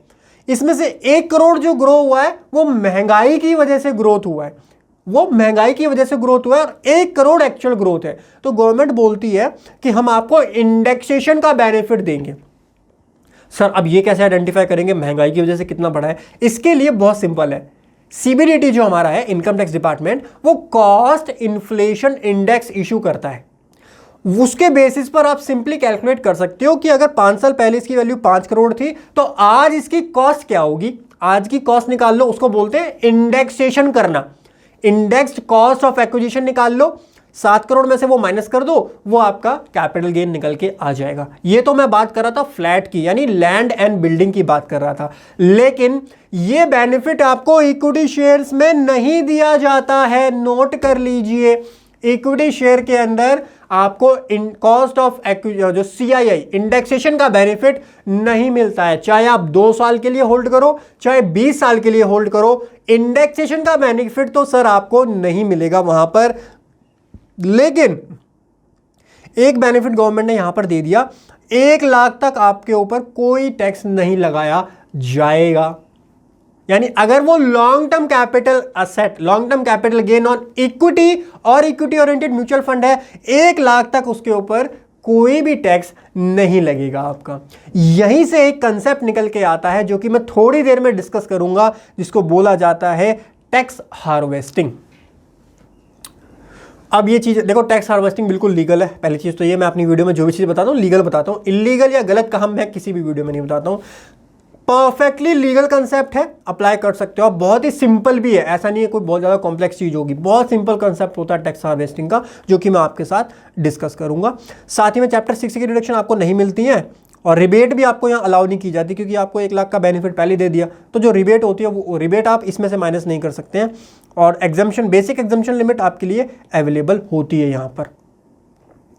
यार अब तो फिर भी गवर्नमेंट 10% ले रही है, 2018 से पहले ना कुछ भी नहीं लेती थी, एग्जम्प्ट होते थे ये वाले। यहाँ पे ये था ही नहीं सेक्शन, ये सेक्शन ही अभी आया है, 2-4 साल पुराना ही सेक्शन है, 5-7 साल पुराना।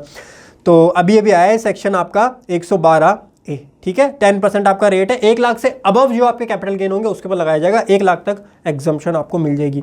उसके अलावा लॉन्ग टर्म आ गया, उसके अलावा कोई और लॉन्ग टर्म है। अब सर ये क्यों समझा रहे हो, उसके अलावा कोई और लॉन्ग टर्म आ गया तो भाई कोई और सिक्योरिटी भी तो हो सकती है। ये ऊपर तो बात होती है खाली इक्विटी या इक्विटी ओरिएंटेड म्यूचुअल फंड की, इसके अलावा आपके डेट हैं, डिबेंचर्स हैं, बॉन्ड्स हैं। मेरे पास कॉल कर करके पूछते हो कि सर लॉन्ग टर्म है तो कैसे ट्रीट करें, क्या ट्रीट करें, क्या ना ट्रीट करें।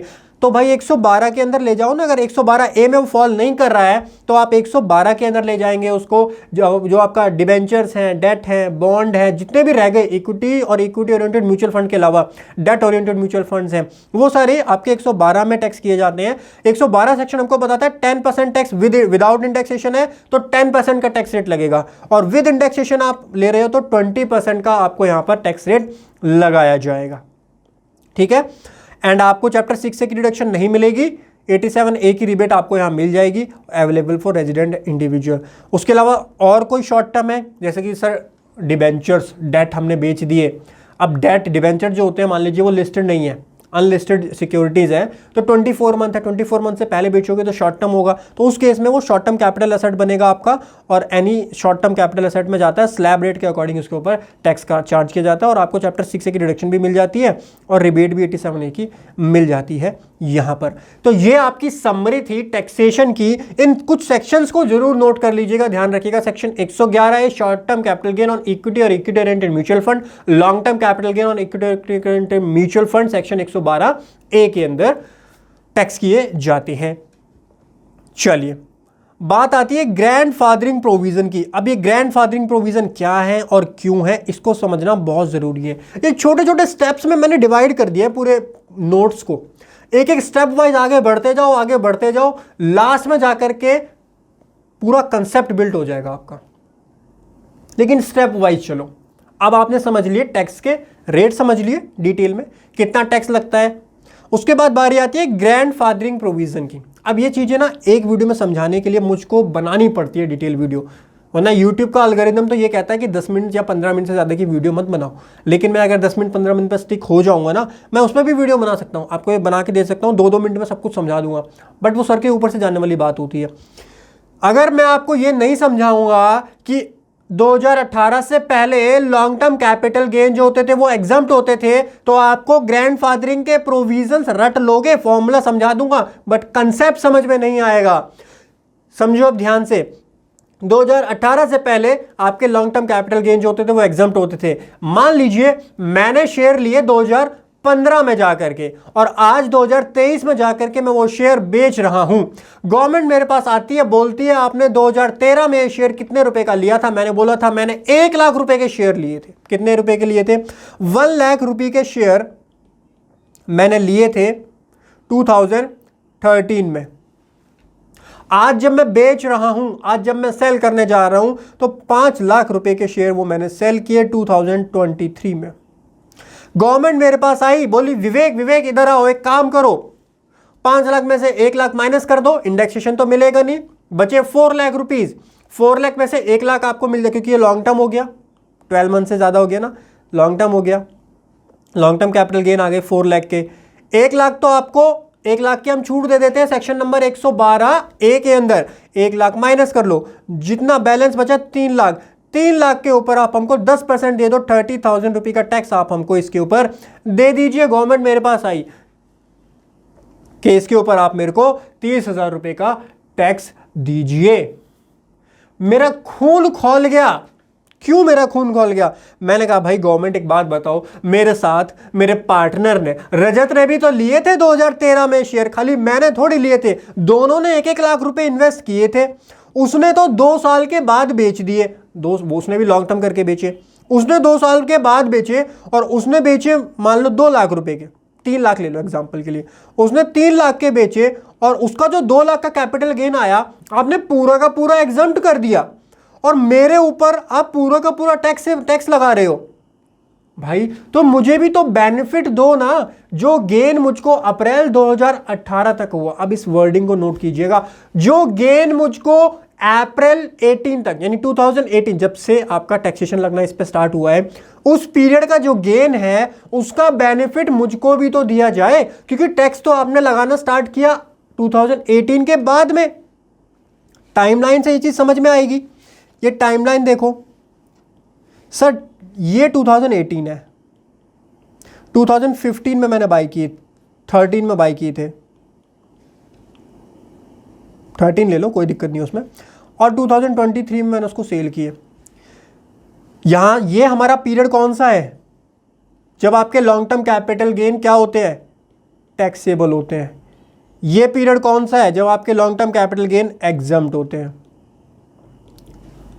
ठीक है, मेरे पूरे पीरियड का गेन बताओ कितना आ रहा है, मेरा यहां से लेकर के यहां तक का जो पूरा टोटल गेन निकल के आ रहा है वो कितना आया, 4 लाख रुपीज का। तो गवर्नमेंट आप मुझसे बोल रहे हो कि 4 लाख रुपए के ऊपर टैक्स दे दो, 1 लाख माइनस करके 3 लाख रुपए के ऊपर टैक्स दे दो, लेकिन इसमें से ये वाला पीरियड तो खाली टैक्सेबल है, टैक्सेबल पीरियड तो खाली ये वाला बनाना, मेरा जो ये वाला यहां से यहां तक है यही तो टैक्सेबल पीरियड है, लेकिन 4 लाख का प्रॉफिट तो उसमें तो मेरा ये पीरियड भी इंक्लूड है ना, ये तो मेरे पूरे पीरियड का प्रॉफिट है ना। गवर्नमेंट ने बोला विवेक बिल्कुल सही बात बोल रहे हो तुम, एक काम करो, ग्रैंडफादरिंग के प्रोविजंस हम इंट्रोड्यूस कर देते हैं इनकम टैक्स के अंदर। क्या होगा इस ग्रैंडफादरिंग के प्रोविजन से, मुझको नहीं समझ में आया। इन प्रोविजन से जो आपका इस पीरियड का प्रॉफिट है, अब ध्यान से देखिएगा कौन से पीरियड का प्रॉफिट है, जो इस वाले पीरियड का प्रॉफिट है वो आपका एग्जम्प्ट हो जाएगा, इस पीरियड का प्रॉफिट एग्जम्प्ट हो जाएगा। जो टैक्सेबल पीरियड का प्रॉफिट है खाली उसके ऊपर ही आपको लॉन्ग टर्म कैपिटल गेन निकल करके आएंगे। ठीक है, तो इस कंसेप्ट को करने के लिए गवर्नमेंट लेकर के आई ग्रैंडफादरिंग के प्रोविजंस।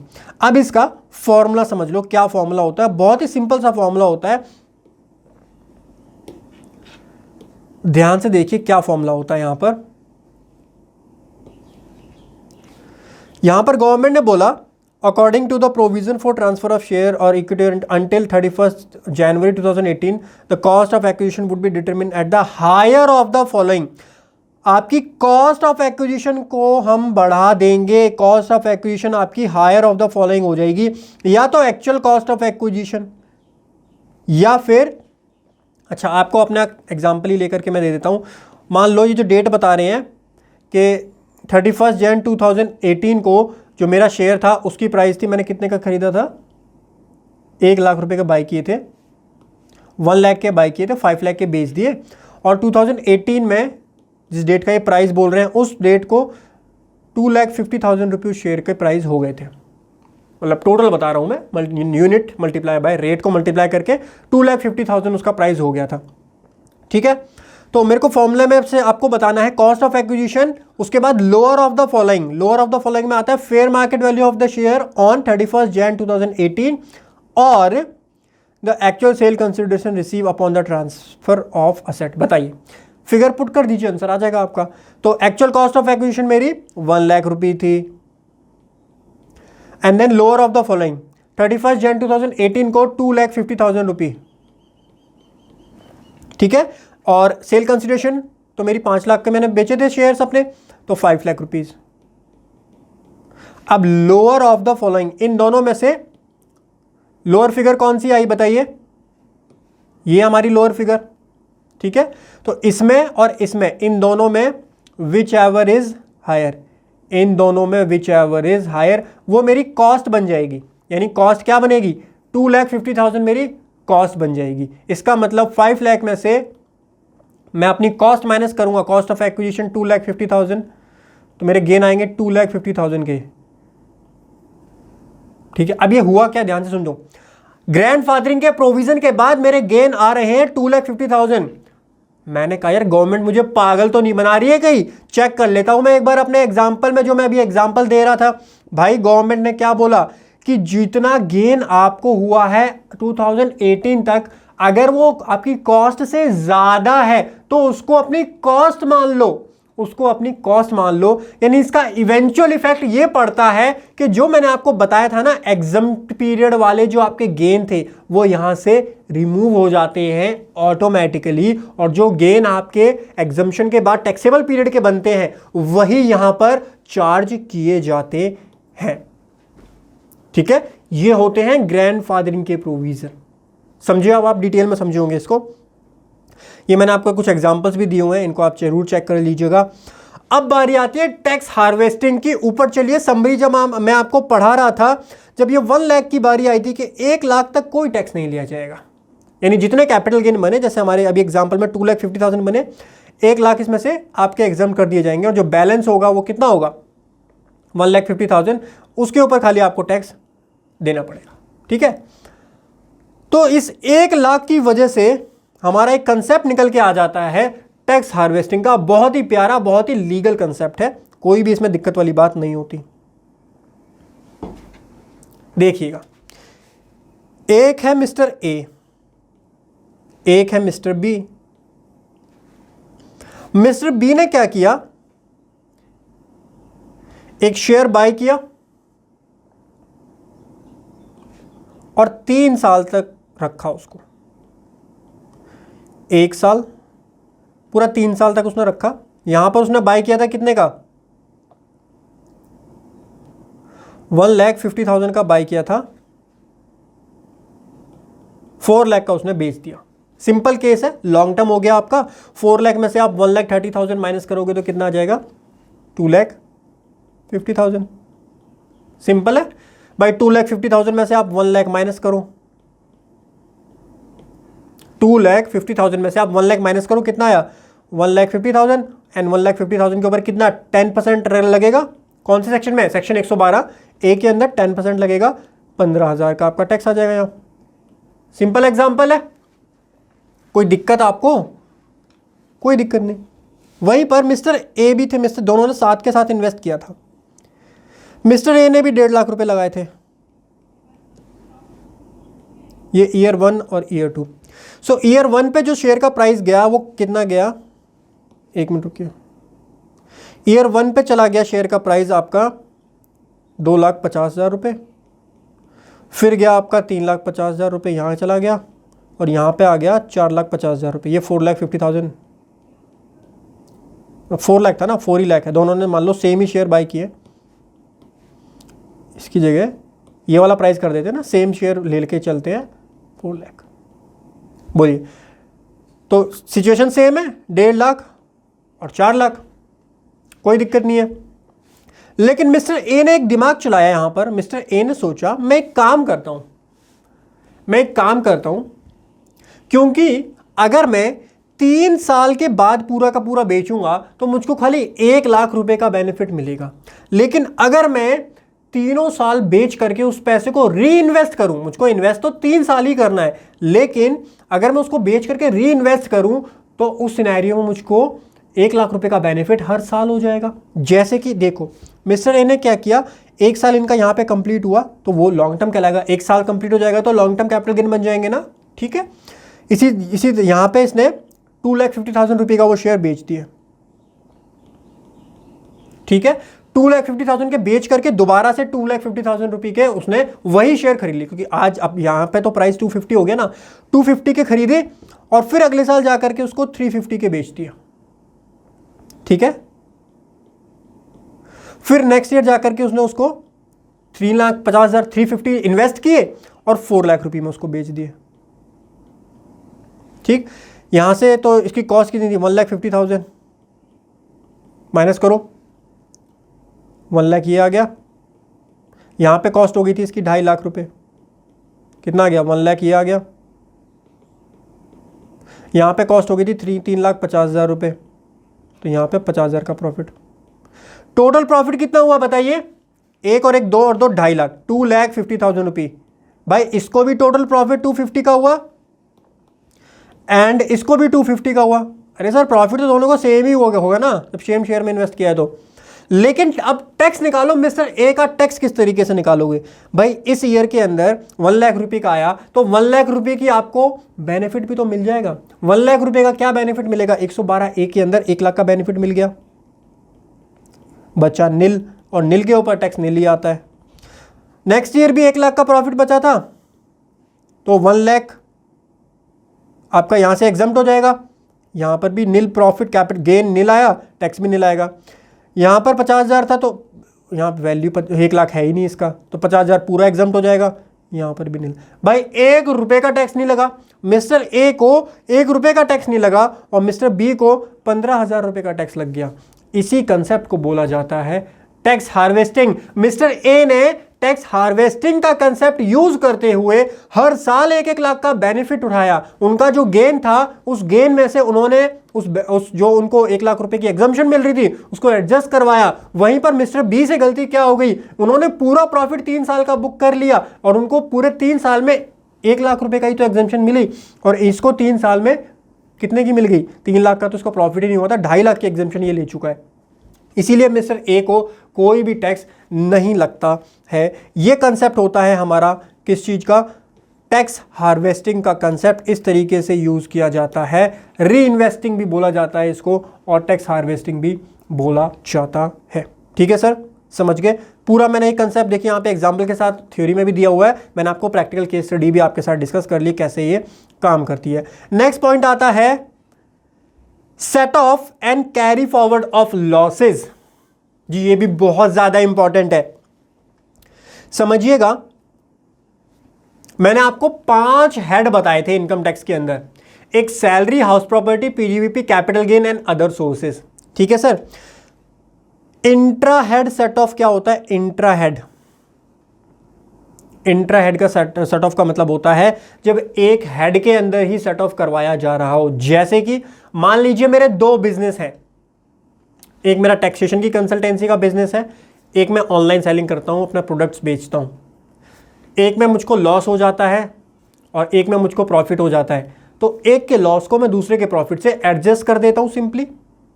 ठीक है, यहां पे आपका एक कंसेप्ट काम आएगा। मैंने आपको बताया था स्टार्टिंग में नॉर्मल बिजनेस और स्पेकुलेटिव बिजनेस, वो आपको यहां पर सीखने के लिए मिलेगा। यहां आपको डिफरेंस पता चलेगा। अगर आप अभी तक वीडियो में रुके हुए हैं तो अब आपको वो डिफरेंस पता चलने वाला है कि एक बिजनेस को स्पेकुलेटिव बिजनेस जब आप बोलते हैं और एक बिजनेस को नॉर्मल बिजनेस बोलते हैं तो दोनों में क्या डिफरेंस आता है, ये कैरी फॉरवर्ड के प्रोविजन पढ़ करके आपको समझ में आएगा। ठीक है, तो एक बिजनेस का लॉस आप दूसरे बिजनेस के इनकम से एडजस्ट कर सकते हैं, लेकिन यहां पर एक पॉइंट आता है और इसी को बोला जाता है इंट्रा हेड सेट ऑफ। ये जो पॉइंट है ना हमारा इंट्रा हेड सेट ऑफ का, तो मैंने जो एक बिजनेस का लॉस दूसरे बिजनेस से एडजस्ट किया इसको बोला जाता है इंट्रा हेड सेट ऑफ। लेकिन स्पेकुलेटिव बिजनेस का लॉस, ध्यान से सुनिएगा, स्पेकुलेटिव बिजनेस का लॉस खाली स्पेकुलेटिव बिजनेस की इनकम से एडजस्ट करवाया जा सकता है। यानी इंट्राडे में अगर आपको लॉस हो गया, मान लीजिए मेरा एक बिजनेस था, वहां से मुझको 6 लाख का प्रॉफिट हुआ, जो मेरी टैक्स कंसल्टेंसी है 6 लाख का प्रॉफिट यहां से हुआ। दूसरा इंट्राडे में मेरे को लॉस हो गया शेयर मार्केट में, इंट्राडे में मुझको 10 लाख का लॉस हो गया, 10 लाख का लॉस हुआ शेयर मार्केट में। अब कायदे से तो भाई मुझे ये लग रहा था कि भाई 10 लाख का लॉस हुआ तो इससे एडजस्ट हो जाएगा, कोई टैक्स नहीं देना पड़ेगा। लेकिन क्योंकि ये जो 10 लाख का लॉस है, अब आपको पॉइंट समझ में आएगा, ये कौन सा लॉस है? स्पेकुलेटिव का लॉस खाली स्पेकुलेटिव की इनकम से एडजस्ट हो सकता है। तो यहां पर एक कंसेप्ट बन गया आपका कि जो इंट्राडे वाला लॉस है आपका, ये नॉर्मल बिजनेस से तो एडजस्ट नहीं हो पाएगा। लेकिन वहीं पर अब मेरा एक क्वेश्चन और आ रहा है आपके लिए, ध्यान से सुनिएगा। फ्यूचर एंड ऑप्शन का लॉस है मेरा 2 लाख रुपए का। फ्यूचर एंड ऑप्शन का जो लॉस है वो मेरा 2 लाख रुपीस का है। ठीक है, और फ्यूचर एंड ऑप्शन का जो लॉस होता है वो नॉर्मल बिजनेस के अंदर आता है।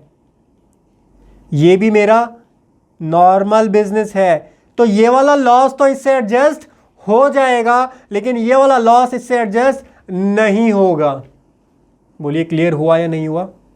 ये पूरा इंट्रा हेड सेट ऑफ कर रहे हैं अभी हम, एक ही हेड में है ना अभी हम, पीजीबीपी में ही तो है, हेड तीनों का एक ही है, profit and gain from business and profession, लेकिन उसके अंदर क्लासिफिकेशन अलग अलग है ना। इंट्राडे स्पेकुलेटिव में आता है, टैक्स कंसल्टेंसी नॉर्मल बिजनेस में आती है, एफएनओ मेरी नॉर्मल बिजनेस के अंदर आती है। नॉर्मल हो जाएगा एडजस्ट, लेकिन स्पेकुलेटिव का लॉस नॉर्मल से एडजस्ट नहीं हो पाएगा। इस चीज का जरूर ध्यान रखिएगा, और इसी को बोलते हैं इंट्रा हेड सेट ऑफ। ठीक है। दूसरा एक कंसेप्ट आता है inter head set of. Inter head set off का मतलब क्या होता है? एक हेड का लॉस आप दूसरे हेड की इनकम से एडजस्ट करेंगे, तो after the inter head adjustment the tax payer can set of remaining loss against income from other heads.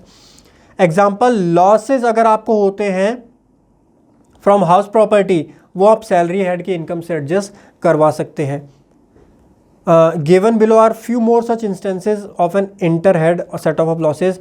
Loss from house property can be set off against income under any head. House property का loss जो होता है ना, वो किसी भी head की income से एडजस्ट हो सकता है, लेकिन business loss other than speculative business can be set off any head of income except income from salary. जो normal business का loss होता है, नॉर्मल, इन्होंने तो ये यहाँ पर हमने बोला अदर देन स्पेकुलेटिव बिजनेस, यानी नॉर्मल बिजनेस का लॉस, और इसमें आपका एफएनओ का लॉस भी आ जाता है, क्योंकि एफएनओ भी नॉर्मल बिजनेस के अंदर ही तो क्लासिफाई किया जाता है स्टार्टिंग में। इसीलिए तो क्लासिफिकेशन बताया था, इंपॉर्टेंट है, क्योंकि इंट्रा हेड और इंटर हेड की एडजस्टमेंट नहीं समझ पाओगे अगर क्लासिफिकेशन में फंस गए तो। एफएनओ का लॉस नॉर्मल बिजनेस में आता है, इसीलिए वो सैलरी को छोड़ करके किसी भी हेड की इनकम से एडजस्ट हो जाएगा। बहुत इंपॉर्टेंट पॉइंट है, जब आईटीआर फाइल करोगे ना, किसी क्लाइंट का केस आएगा तभी समझ में आती है ये चीजें। नहीं समझोगे तो तब तोते उड़ जाएंगे कि भाई यहां से कहां से क्या हो गया, कैसे हो गया। इसीलिए बहुत इंपॉर्टेंट पॉइंट है, ध्यान रखिएगा। एफएनओ का जो लॉस होता है आपका, वो लॉस सैलरी को छोड़ करके बाकी किसी भी हेड की इनकम से एडजस्ट हो जाता है, क्योंकि एफएनओ का लॉस नॉर्मल बिजनेस लॉस के अंदर क्लासिफाई किया जाता है। ठीक है, इसको बोलते हैं inter head set off. One also need to note that following loss can't be set off against any head of income. Speculative business का लॉस मैंने आपको बता दिया, स्पेसिफाइड बिजनेस का लॉस ये आप किसी और हेड की इनकम से एडजस्ट नहीं करवा सकते। कैपिटल कोई लॉस हो गया आपको, शॉर्ट टर्म कैपिटल लॉस है चाहे लॉन्ग टर्म कैपिटल लॉस है, आप उसको किसी और हेड की इनकम से एडजस्ट नहीं करवा सकते। ठीक है। Loss from activity of owning and maintaining of race horses, ये भी आप किसी और हेड की इनकम से एडजस्ट नहीं करवा सकते। अब समझिए carry forward of losses. Carry forward of losses समझिए, after making the appropriate and permissible inter head adjustment there could be still unadjusted losses. जैसे कि ऊपर आओ, मेरा केस हटा दिया मैंने क्या, 10 लाख का मुझको लॉस हुआ था, मैं आपको भी बता रहा था, जो कि इंट्राडे का था, किसी से भी एडजस्ट नहीं हुआ था ये, तो ये क्या हो जाएगा, ये कैरी फॉरवर्ड हो जाएगा। वही कंसेप्ट हम पढ़ रहे हैं, कैरी फॉरवर्ड। जो लॉस आपका अनएडजस्टेड रह जाता है वो कैरी फॉरवर्ड होता है। लेकिन यहां पे एक छोटा सा पॉइंट है, छोटा सा पॉइंट नहीं है, बहुत बड़ा पॉइंट है। जो स्पेकुलेटिव लॉसेस होते हैं वो ओनली 4 ईयर तक कैरी फॉरवर्ड किए जा सकते हैं। वहीं पर नॉर्मल बिजनेस के जो लॉसेस होते हैं वो 8 ईयर तक कैरी फॉरवर्ड किए जा सकते हैं। ठीक है, इंपॉर्टेंट पॉइंट है, ध्यान रखिएगा। चलिए अब समझते हैं। Then unadjusted loss can be carry forward to future year for adjustment against income of these year. The rule as regarded to carry forward are slightly different from these have been discussed here under. Losses from non-speculative business से जो होते हैं can be carry forward up to 8 assessment year from the assessment year in which the loss was occur, can be adjusted only against income from business or not necessary to continue the business at the time of set off in future, cannot be carry forward। या पढ़ लीजिएगा, मैंने आपको बता दिया speculative business loss 4 assessment year तक होते हैं, normal business loss 8 assessment year तक होते हैं। इंपॉर्टेंट पॉइंट जो हमको समझना है दैट इज कैपिटल लॉस। जो आप कैपिटल लॉस कुछ नहीं होता, मतलब income under the head capital के अंदर आपको कैपिटल गेन नहीं हुआ, कैपिटल लॉसेज हो गए आपको, तो ये can be carry forward up to next 8 assessment year from the assessment year in which the loss was incurred. तो कैपिटल लॉस अगर आपको हुआ वो 8 असेसमेंट ईयर तक कैरी फॉरवर्ड आप कर सकते हो। अब ये 2 इंपॉर्टेंट पॉइंट है, बहुत ही ज्यादा ध्यान से समझिएगा। Long term capital loss can be adjusted only against long term capital gain. Long term capital loss long term capital gain से ही एडजस्ट होता है, लेकिन short term capital gain, short term capital loss जो है that can be set off against long term capital gain as well as short term capital gain. इसको याद करने का छोटा सा तरीका ये होता है कि बड़े भाई का दिल बड़ा होता है, वो छोटे भाई के नुकसान को भी झेल जाता है, ठीक है। शॉर्ट टर्म कैपिटल लॉस क्या है, ये छोटा भाई है, इसके लॉसेस को जो लॉन्ग टर्म कैपिटल लॉस है बड़ा भाई क्या करेगा, एक्सेप्ट कर लेगा, अपने साथ एडजस्ट करवा लेगा। लेकिन छोटा भाई बड़ा मक्कार होता है, ये बड़े भाई के लॉसेस को नहीं एक्सेप्ट करेगा, नहीं एब्जॉर्ब करेगा। ये कंसेप्ट मैं फॉलो करता हूँ, बाकी आपको कोई अच्छा लॉजिक लगता है, मतलब याद करने के लिए चीज़ें होती हैं कि कन्फ्यूजन हो जाती है काफ़ी बार कि भाई लॉन्ग टर्म का लॉस था कि शॉर्ट टर्म का लॉस था, तो ये कंसेप्ट ध्यान रखो, बड़े भाई का दिल बड़ा होता है। लॉन्ग टर्म कैपिटल गेन से आप शॉर्ट टर्म का लॉस एडजस्ट करवा लोगे, लेकिन शॉर्ट टर्म कैपिटल गेन से आप लॉन्ग टर्म का लॉस नहीं एडजस्ट कराओगे, क्योंकि शॉर्ट टर्म वाला जो होता है ना, छोटा भाई थोड़ा मक्कार होता है। ये कंसेप्ट मैं फॉलो करता हूँ, बाकी आपकी कॉल, आप कैसे इसको याद रखते हो। Can not be carry forward if the return is not file. हाँ, लॉस जब कैरी फॉरवर्ड आपको करना होता है, ध्यान रखिएगा रिटर्न आपको ड्यू डेट से पहले फाइल करनी होती है, इस चीज़ का भी ध्यान रखिएगा। मेरे एक क्लाइंट के पास ये नोटिस भी आया था, मैंने एडवाइस किया था कि आपकी ड्यू डेट हो चुकी है, लॉसेज आप कैरी फॉरवर्ड करोगे, मैं कर देता हूँ रिटर्न के अंदर, बट नोटिस आएगा। ये मैं प्रैक्टिकल चीज़ बता रहा हूँ, मैं ये नोट्स के मैं लिख के थोड़ी लाया हूँ भाई, काम करें इस पर, तब जाके चीज़ें सीखने को मिलती हैं। तो ये जो पॉइंट दिया हुआ है तो उसको नोटिस हमने तो एडवाइस कर दिया था कि अब आपकी ड्यू डेट जो है वो हो जा चुकी है, लॉसेज आप कैरी फॉरवर्ड मत करवाओ, ठीक है, लॉसेस को कैरी फॉरवर्ड मत करवाओ, जीरो करके दिखा दो, ज़्यादा बेटर रहेगा, क्योंकि लॉसेस कैरी फॉरवर्ड नहीं हो पाएंगे, आपकी ड्यू डेट ऑलरेडी जा चुकी है। अब जब हम ITR फाइल करते हैं तो ITR फाइलिंग के टाइम पे तो उन्होंने लॉस कैरी फॉरवर्ड कर दिए, क्लाइंट मेरे ऊपर आकर के बोल गया भाई कि भाई सर आप तो गलत गाइड कर रहे थे, देखो आपने जो रिटर्न फाइल करी इसमें तो कैरी फॉरवर्ड हो गया। 2 हफ्ते बाद जब रिटर्न प्रोसेस हुई उसके बाद CPC ने नोटिस भेज दिया कि भाई आफ्टर ड्यू डेट आपने फाइल किए हैं तो आप लॉसेस को कैसे कैरी फॉरवर्ड कर रहे हो। फिर उसका हमने रिप्लाई दिया कि आप उसको लैप्स कर दो, हम कैरी फॉरवर्ड नहीं करना चाहते हैं, अपने फ्यूचर ईयर में नहीं उसको कैरी फॉरवर्ड करेंगे। और फिर रिटर्न उनकी जो है करेक्टली प्रोसेस हुई, रेक्टिफाई हमने उनकी रिटर्न डाली थी। तो ध्यान रखिएगा ड्यू डेट से पहले पहले आपको क्या करना होता है, रिटर्न फाइल करनी होती है अगर लॉसेस को कैरी फॉरवर्ड करना चाहते हो उस सिनेरियो में। अच्छा, हाउस प्रॉपर्टी का लॉस आप करवा सकते हो, यहाँ पे एक पॉइंट में बता देता हूँ, हाउस प्रॉपर्टी का लॉस आप ड्यू डेट के बाद भी फाइल करोगे तब भी वो आपका कैरी फॉरवर्ड भी हो जाएगा, सेट ऑफ भी हो जाएगा, तो उसमें कोई दिक्कत नहीं आती है। बाकी कैरी फॉरवर्ड करने के लिए कंडीशंस होती हैं, ध्यान रखिए कैरी फॉरवर्ड के लिए कंडीशन होती है, यहाँ पर कन्फ्यूज मत होना। ये जो मैं आपको ड्यू डेट वाली टाइम लिमिट बता रहा हूँ ये कैरी फॉरवर्ड पर लगती है, ना कि सेट ऑफ पर। अभी ऊपर हमने पढ़ा इंट्रा हेड सेट ऑफ और इंटर हेड सेट ऑफ, तो जो अगर आप सेम ईयर में लॉस को सेट ऑफ कर रहे हो तो वहां पे ड्यू डेट नहीं लगती है, लेकिन कैरी फॉरवर्ड अगर आप कर रहे हो तो कैरी फॉरवर्ड करने के लिए लॉसेस तभी कैरी फॉरवर्ड होंगे जब ड्यू डेट से पहले आपने रिटर्न फाइल की हो, इस चीज का ध्यान रखिएगा। नेक्स्ट बारी आती है जी टैक्स टर्नओवर की कैलकुलेशन किस तरीके से की जाती है। यहां पर हमने जो है वो हेल्प ली है पैरा नंबर 5.14 की, guidance note on tax audit issued by ICAI, ठीक है। समरी से पढ़ा देता हूं, इजीली समझ जाओगे। और यहां पर एक चेंज भी आया है उसको भी नोट कीजिएगा। स्पेकुलेटिव यानी इंट्राडे ट्रांजैक्शंस में sum of absolute value of positive and negative figure, अगर आप एक्चुअल वैल्यू लेकर के बैठ जाओगे ना ट्रेड की इंट्राडे के अंदर, भाई 10 दिन में क्या, काफ़ी लोग तो ऐसे हैं जो एक दिन में ही 10 करोड़ से ऊपर की ट्रेड कर देते हैं, तो हर केस में टैक्स ऑडिट एप्लीकेबल हो जाएगा।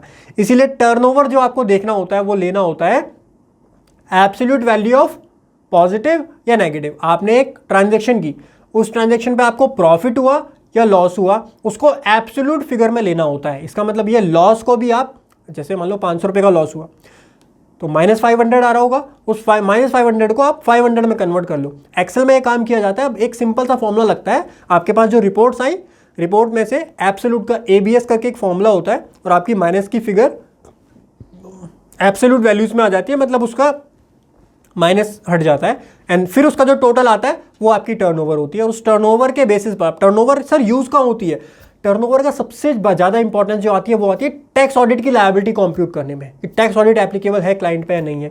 उसके बाद आईटीआर में भी रिपोर्ट की जाती है वो टर्नओवर, और आईटीआर में तो एक नया कॉलम भी आया जो कि भी थोड़ी देर में आपको बताऊंगा, जो कि असेसमेंट ईयर 23-24 में ही आया, उसको भी डिस्कस करेंगे। सो फर्स्ट पॉइंट है स्पेकुलेटिव या इंटरडे ट्रांजेक्शन में कैसे आपको कैलकुलेट करना है, वो चीज़ आप समझ गए। दूसरा है फ्यूचर्स। फ्यूचर के अंदर भी आपको sum of absolute value of positive और नेगेटिव फिगर जैसे इंट्राडे पे करते हैं वैसे ही फ्यूचर में करते हैं, ठीक। ऑप्शंस के अंदर पहले क्या होता था सुन लीजिए, पहले ये होता था कि पहले एक आप एब्सोल्यूट वैल्यू ले लो पॉजिटिव नेगेटिव की, प्लस जो प्रीमियम रिसीव हुआ यानी जो सेल्स वैल्यू है आपकी, सेल वैल्यू और प्लस वो कर दो, वो आपकी टोटल टर्नओवर हो जाएगी। और उस बेसिस पर टर्नओवर ऑप्शन वाले केस में बहुत ज्यादा निकल के आ जाती थी, ठीक है। इसीलिए चेंज किया गया गाइडेंस नोट के थ्रू यहां पर आईसीआई ने, और यही चेंज आपका 23-24 से एप्लीकेबल है। और ये नया चेंज आया जो मतलब ये एप्लीकेबल तो लास्ट ईयर आ गया था गाइडेंस नोट में, 22-23 में भी आ गया था। तो sum of absolute value of positive और negative figure, earlier the premium received were also included in this calculation, however after the recent changes this shall not be counted in the turnover if premium is included in determining the profit। और profit निकालने के लिए जो generally India के अंदर option की trading होती है, प्रॉफिट निकालने के लिए हम क्या करते हैं, प्रीमियम को जरूर कंसिडर करते हैं। इसीलिए प्रीमियम की वैल्यू को हम दोबारा से इंक्लूड यहाँ पर नहीं करेंगे। और जो एब्सोल्यूट वैल्यू आ रही है पॉजिटिव या नेगेटिव की, जो एब्सोल्यूट वैल्यू आ रही है हमारी, क्योंकि एब्सोल्यूट वैल्यू आपकी जो आती है ना वो प्रीमियम रिसीव में से ही तो आप वो एडजस्ट करते हो, तब आपकी वो वैल्यू निकल के आती है। तो एब्सोल्यूट वैल्यू आपको लेकर के चलनी है टर्नओवर कंप्यूट करने के लिए।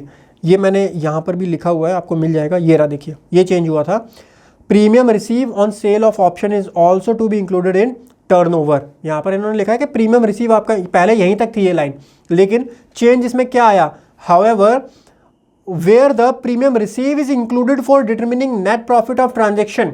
अगर उस प्रीमियम को आपने नेट प्रॉफिट निकालने के लिए उस प्रीमियम को आपने ऑलरेडी इंक्लूड कर दिया है, the same should not be separately included, तब उसको आपको अलग से इंक्लूड करने की जरूरत नहीं है। और जो कैलकुलेशन में हम निकालते हैं प्रॉफिट, जो एब्सोल्यूट वैल्यू निकलती है, फेवरेबल निकले या अनफेवरेबल निकले, वहां पर कंसीडर जरूर किया जाता है प्रीमियम को। इसलिए प्रीमियम को अब हम इंक्लूड नहीं करते हैं ऑप्शंस के अंदर भी, फ्यूचर में तो पहले भी नहीं करते थे, अब ऑप्शंस में भी नहीं करते हैं। लास्ट है डिलीवरी बेस्ड ट्रांजैक्शन। ये तो भाई बहुत सिंपल है, यहां पे जितनी टोटल सेल्स वैल्यू, यहां पर वो प्रॉफिट एंड लॉस वाला नहीं देखना होता कि एब्सोल्यूट वैल्यू लो प्रॉफिट और लॉस की, यहां पर आपको लेना है टोटल ट्रेड वैल्यू, टोटल कितने का सेल किया, टोटल कितने का परचेज किया, डिलीवरी के अंदर आपको उस तरीके से लेना होता है, ठीक है। देन बारी आती है रिपोर्टिंग ऑफ टर्नओवर या प्रॉफिट। आईटीआर में किस तरीके से अब इसको रिपोर्ट करना होता है, ध्यान से देख लीजिए। The new format for AY 23-24 introduces a new tab to report intraday turnover. Let's discuss how to report turnover and profit ITR from AY 23-24। So speculative, और अगर आप इंट्राडे ट्रांजेक्शन कर रहे हैं उस सिनेरियो में आपको किस तरीके से करना होता है, ध्यान से देख लीजिए। यहाँ पर मान लीजिए आईटीआर 3 का हम यहाँ पर केस लेकर के चल रहे हैं। वैसे ये चीज़ ना मैं आपको एक सेपरेट केस स्टडीज़ भी डिस्कस करूँगा, जो कि स्पेसिफिकली हमारा एक कोर्स रहता है, taxation course for share market, जो कि आपको हमारी वेबसाइट के ऊपर मिलेगा, डिस्क्रिप्शन में उसका लिंक मिल जाएगा। अगर आप खाली वो वाला कोर्स चेक करना चाहते हो डेफिनेटली चेक कर सकते हो। उसमें हम मल्टीपल केस स्टडीज़ डिस्कस करते हैं, लॉसेज वाले केस डिस्कस करते हैं, प्रॉफिट वाले केस भी डिस्कस करते हैं। तो वहाँ पर मैं एक्सेल में पूरी कॉम्पिटिशन आपको सिखाता हूँ इसकी, और कहाँ पर किस तरीके से फिगर डालनी होती है वो भी डिटेल में सिखाता हूँ। So if you are interested then you can definitely check out that. अगर आप ऑब्वियसली प्रोफेशनल हो तो आपके लिए ज़रूरत पड़ती रहती होगी, अदरवाइज आप यहाँ से भी मैं आपको गाइड कर देता हूँ किस तरीके से करेंगे आप। तो स्पेकुलेटिव के केस में आपको क्या करना है, सबसे पहले आपको जाना है कौन से हेड के अंदर, under revenue from operations of trading account. जो आपका ट्रेडिंग अकाउंट का शेड्यूल होता है आईटीआर 3 का, उसके अंदर आपको डालना है enter total revenue including intraday profit. Example, total revenue from our businesses, भाई हमारा एक बिजनेस है जिससे हमको 45,63,000 का वहाँ पर रेवेन्यू हुआ, और इंट्राडे का प्रॉफिट कितना हुआ 3,50,250 रुपीज़। इसको कैसे रिपोर्ट किया जाएगा, आप सेल ऑफ गुड्स हमारी कितने की थी 45,63,000, वो यहाँ पर रिपोर्ट करेंगे, और यहाँ पर ऐड अदर ऑपरेटिंग रेवेन्यूज़ में इंट्राडे प्रॉफिट हम डालेंगे 3,50,250, तो हमारा टोटल रेवेन्यू आ जाएगा 49,13,250 रुपीज़। उसके बाद में स्टेप 2 होगा आपका, टेबल नंबर 12 होगी आपकी ट्रेडिंग अकाउंट शेड्यूल के अंदर। ये नई टेबल ऐड हुई है, ध्यान से सुन लीजिए, नोट कर लीजिए। यहां पर आपको सेपरेटली रिपोर्ट करनी है अपनी इंट्राडे की ट्रांजैक्शन, इंट्राडे का प्रॉफिट और इंट्राडे की टर्नओवर। ठीक है, इंट्राडे का टर्नओवर आप यहां पर रिपोर्ट करेंगे। तो टर्नओवर कैसे निकालोगे, अभी तो थोड़ी देर पहले समझाया।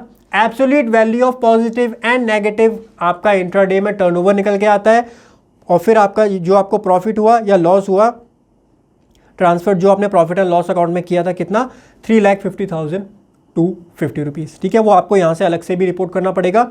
ऊपर तो रिपोर्ट करोगे आप रेवेन्यू में, और यहाँ नीचे भी रिपोर्ट करना पड़ेगा। अब यहाँ पर लोग गलती क्या कर रहे हैं मैं बता देता हूँ। लोग खाली टेबल 12 में रिपोर्ट करते हैं, ऊपर यहाँ रिपोर्ट नहीं करते हैं, जिसकी वजह से आपकी कैलकुलेशन गलत होती है। ध्यान रखिएगा, ऐसा मत कीजिएगा। ये चीज़ें मैं बता रहा हूँ, प्रैक्टिकल एक्सपीरियंस से बता रहा हूँ, किताबी बातें नहीं बता रहा हूँ। जो गलती कर रहे हैं लोग, जो मेरे पास क्वेरी आ रही हैं और जो मेरी टीम फेस कर रही है, वो चीज़ें मैं आपको बता रहा हूँ यहाँ पर। अब इसको थोड़ा इंपॉर्टेंट लीजिएगा, प्रैक्टिकल चीज़ें हैं। वैसे केस स्टडी में सेपरेटली मतलब कोर्स में डिस्कस की हुई है मैंने इससे रिलेटेड। उसके बाद में स्टेप नंबर 3 है, यहाँ पर आपको part A schedule BP check करना है कि सारी डिटेल करेक्टली आई है या नहीं आई है। तो मैं बता दूं 45,63,000 में से 40 लाख का हमारा परचेजेज और एक्सपेंस थे। तो नॉर्मल बिजनेस का जो हमारा प्रॉफिट था वो 5,63,000 था, इंट्राडे का प्रॉफिट 3,50,250 था। तो इस सिनेरियो में अगर हम यहाँ पर देखेंगे तो हमारा बिजनेस का कितना आ गया, 5,63,000 यहाँ पर आ गया। ये ऑटोमेटिकली आता है, यहाँ पे आपको कुछ डालना नहीं होता, बस चेक जरूर करना है। स्पेकुलेटिव बिजनेस में आपका देखेंगे तो 3,50,250 आपका यहाँ पर आ जाएगा। दूसरा आता है डिलीवरी ट्रांजैक्शन। डिलीवरी ट्रांजैक्शन बहुत सिंपल है। डिलीवरी ट्रांजैक्शन में आप क्या करेंगे, जितनी भी आपकी रेवेन्यू आ रहा है वो आप डाल दीजिए यहाँ पर। शेयर ट्रेडिंग का रेवेन्यू कितना है, 5,60,250। ये एग्जाम्पल देख लीजिए, यहाँ पर दूसरा एग्जाम्पल आ गया है कि मिस्टर अवस्थी जो है वो tax consultancy along with share trading. तो gross receipt from tax professional कितना है, 12,50,000 and gross revenue share transaction का कितना है, 5,60,230। This would be reported in trading account as follows. तो किस तरीके से रिपोर्ट होगा, ग्रॉस रिसीट फ्रॉम प्रोफेशन, और कौन से टेबल में होगा, ट्रेडिंग अकाउंट के अंदर हम इसको रिपोर्ट करेंगे। प्रोफेशन से कितनी रिसीट आई, 12,50,000 रुपीज़, एंड हमको रेवेन्यू कितना आया ट्रेडिंग से, रेवेन्यू 5,60,230। ये हमको, ये डिलीवरी का ट्रांजैक्शन, प्रोफेशन 12,50,000 था, हाँ ग्रॉस रेवेन्यू है ये, ध्यान रखिएगा। ऊपर हमने प्रॉफिट बुक किया था, ये क्या है, ग्रॉस रेवेन्यू है, यानी टर्नओवर है। ये टर्नओवर जो है वो है यहाँ पर ये, ठीक है। उसके बाद में इसमें सर नीचे रिपोर्ट नहीं करोगे, ये इंट्राडे नहीं है भाई, डिलीवरी की ट्रांजैक्शन है। डिलीवरी की ट्रांजैक्शन में टेबल नंबर 12 मत फाइल कर देना। टेबल 12 खाली इंट्राडे वाली ट्रांजैक्शन में फाइल की जाएगी। ये वाली जो टेबल नई 12, ये वाली जो टेबल नंबर 12 है, पॉइंट नंबर 12 है जो, ये खाली इंट्राडे में फाइल होगा, डिलीवरी वाले में फाइल मत कर देना, गलती कर दोगे, ठीक है। और उसके बाद में फ्यूचर एंड ऑप्शंस में, अगर फ्यूचर एंड ऑप्शन में यहाँ पर आपका एग्जांपल है कि यहाँ पर मिस्टर विशाल की टर्नओवर कितनी है, 5 लाख रुपए की, और प्रॉफिट कितना है, 2,30,000 रुपये का फ्यूचर एंड ऑप्शन में। तो ऑप्शन का ट्रेडिंग रेवेन्यू कितना हमने बुक कर दिया यहाँ पर ट्रेडिंग अकाउंट के अंदर, 5 लाख रुपये का, और जो एक्सपेंस है 2,70,000 का हमने एक्सपेंस बुक किया होगा। ऑप्शन ट्रेडिंग एक्सपेंस हमने डायरेक्ट एक्सपेंसेस के अंदर बुक कर दिया, पीएनएल के अंदर। ट्रेडिंग अकाउंट या पीएनएल के ट्रेडिंग अकाउंट में वैसे बुक करेंगे आप, ट्रेडिंग अकाउंट में डायरेक्ट एक्सपेंसेस के अंदर आप ऑप्शन ट्रेडिंग एक्सपेंस में 2,70,000 का आपका एक्सपेंस हो गया, परचेजेस हो गई, और उसके बाद में जो बैलेंस आएगा वो ऑटोमेटिकली आपका बैलेंस कितना आ जाएगा, प्रॉफिट आ जाएगा। उसके बाद में कुछ इंपॉर्टेंट पॉइंट जो कि आपको पीजीवीपी की कैलकुलेशन के लिए ज़रूर ध्यान में रखने हैं, नोट कर लीजिए। एसटीटी जो पे किया जाता है shall be allow as expense under the head PGBP. Security transaction tax जो आप पे करते हो, अगर कैपिटल गेन में निकाल रहे हो तो कैपिटल गेन में उसकी डिडक्शन नहीं मिलती है, लेकिन अगर उसको आप पीजीवीपी में निकाल रहे हो तो पीजीवीपी में आपको उसकी डिडक्शन मिल जाती है। और उसके अलावा कोई और भी बिजनेस एक्सपेंस है, डेप्रिसिएशन है, ऑफिस का जो भी एक्सपेंस है वो आप ले सकते हो जब पीजीवीपी में आप डाल रहे हो उसको। तो और केसेस में involve complex transaction like multiple demat account है तो आपको सारे डीमैट अकाउंट की करनी पड़ेगी फिर, और complex transaction hence it is recommended that competition must be prepare in Excel. मैंने आपको बताया, ये तो मैंने आपको छोटे से एग्जांपल दिए। एक्सेल में पूरी कॉम्पिटिशन हम प्रिपेयर करते हैं, उसके बाद में आईटीआर फाइलिंग की तरफ मूव करते हैं। Some broker provide PNL report and some provide capital gain report, these report will help to do the calculation. हाँ, ध्यान रखिएगा, कुछ आपको कैपिटल गेन रिपोर्ट दे देते हैं और कुछ आपको पीएनएल रिपोर्ट दे देते हैं।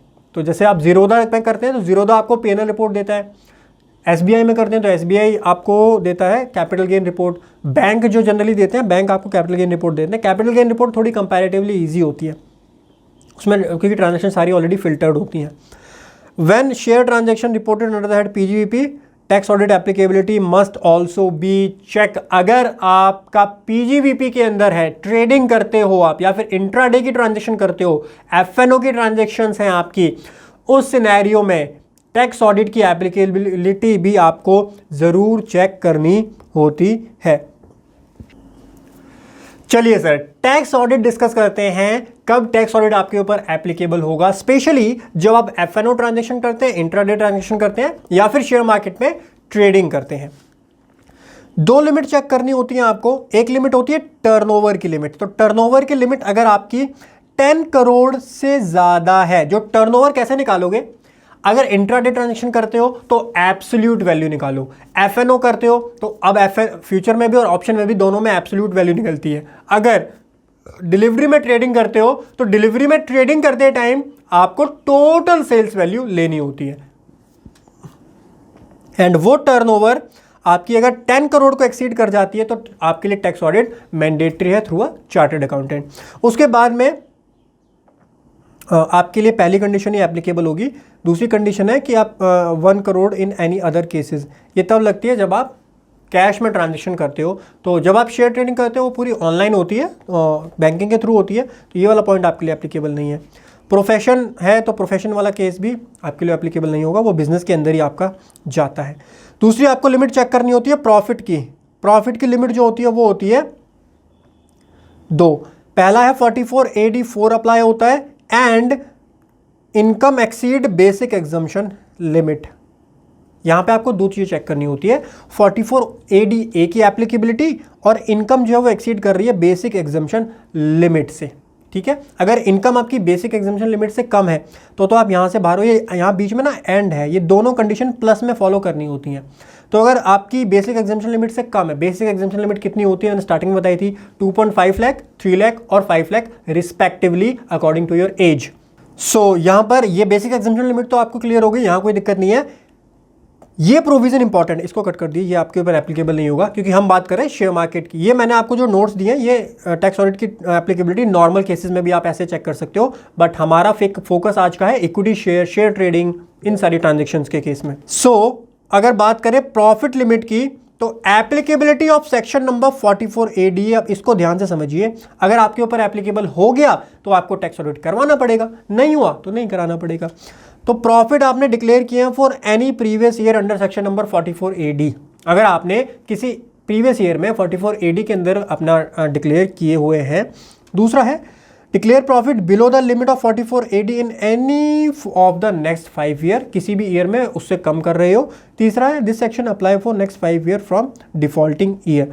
एक कंक्लूजन निकाल के दे दूं, आपने आज तक ITR 4 फाइल नहीं करी, प्रिजम्पटिव टैक्सेशन में आप नहीं गए आज तक, उस सिनेरियो में आप लॉसेस भी दिखा सकते हो विदाउट टैक्स ऑडिट।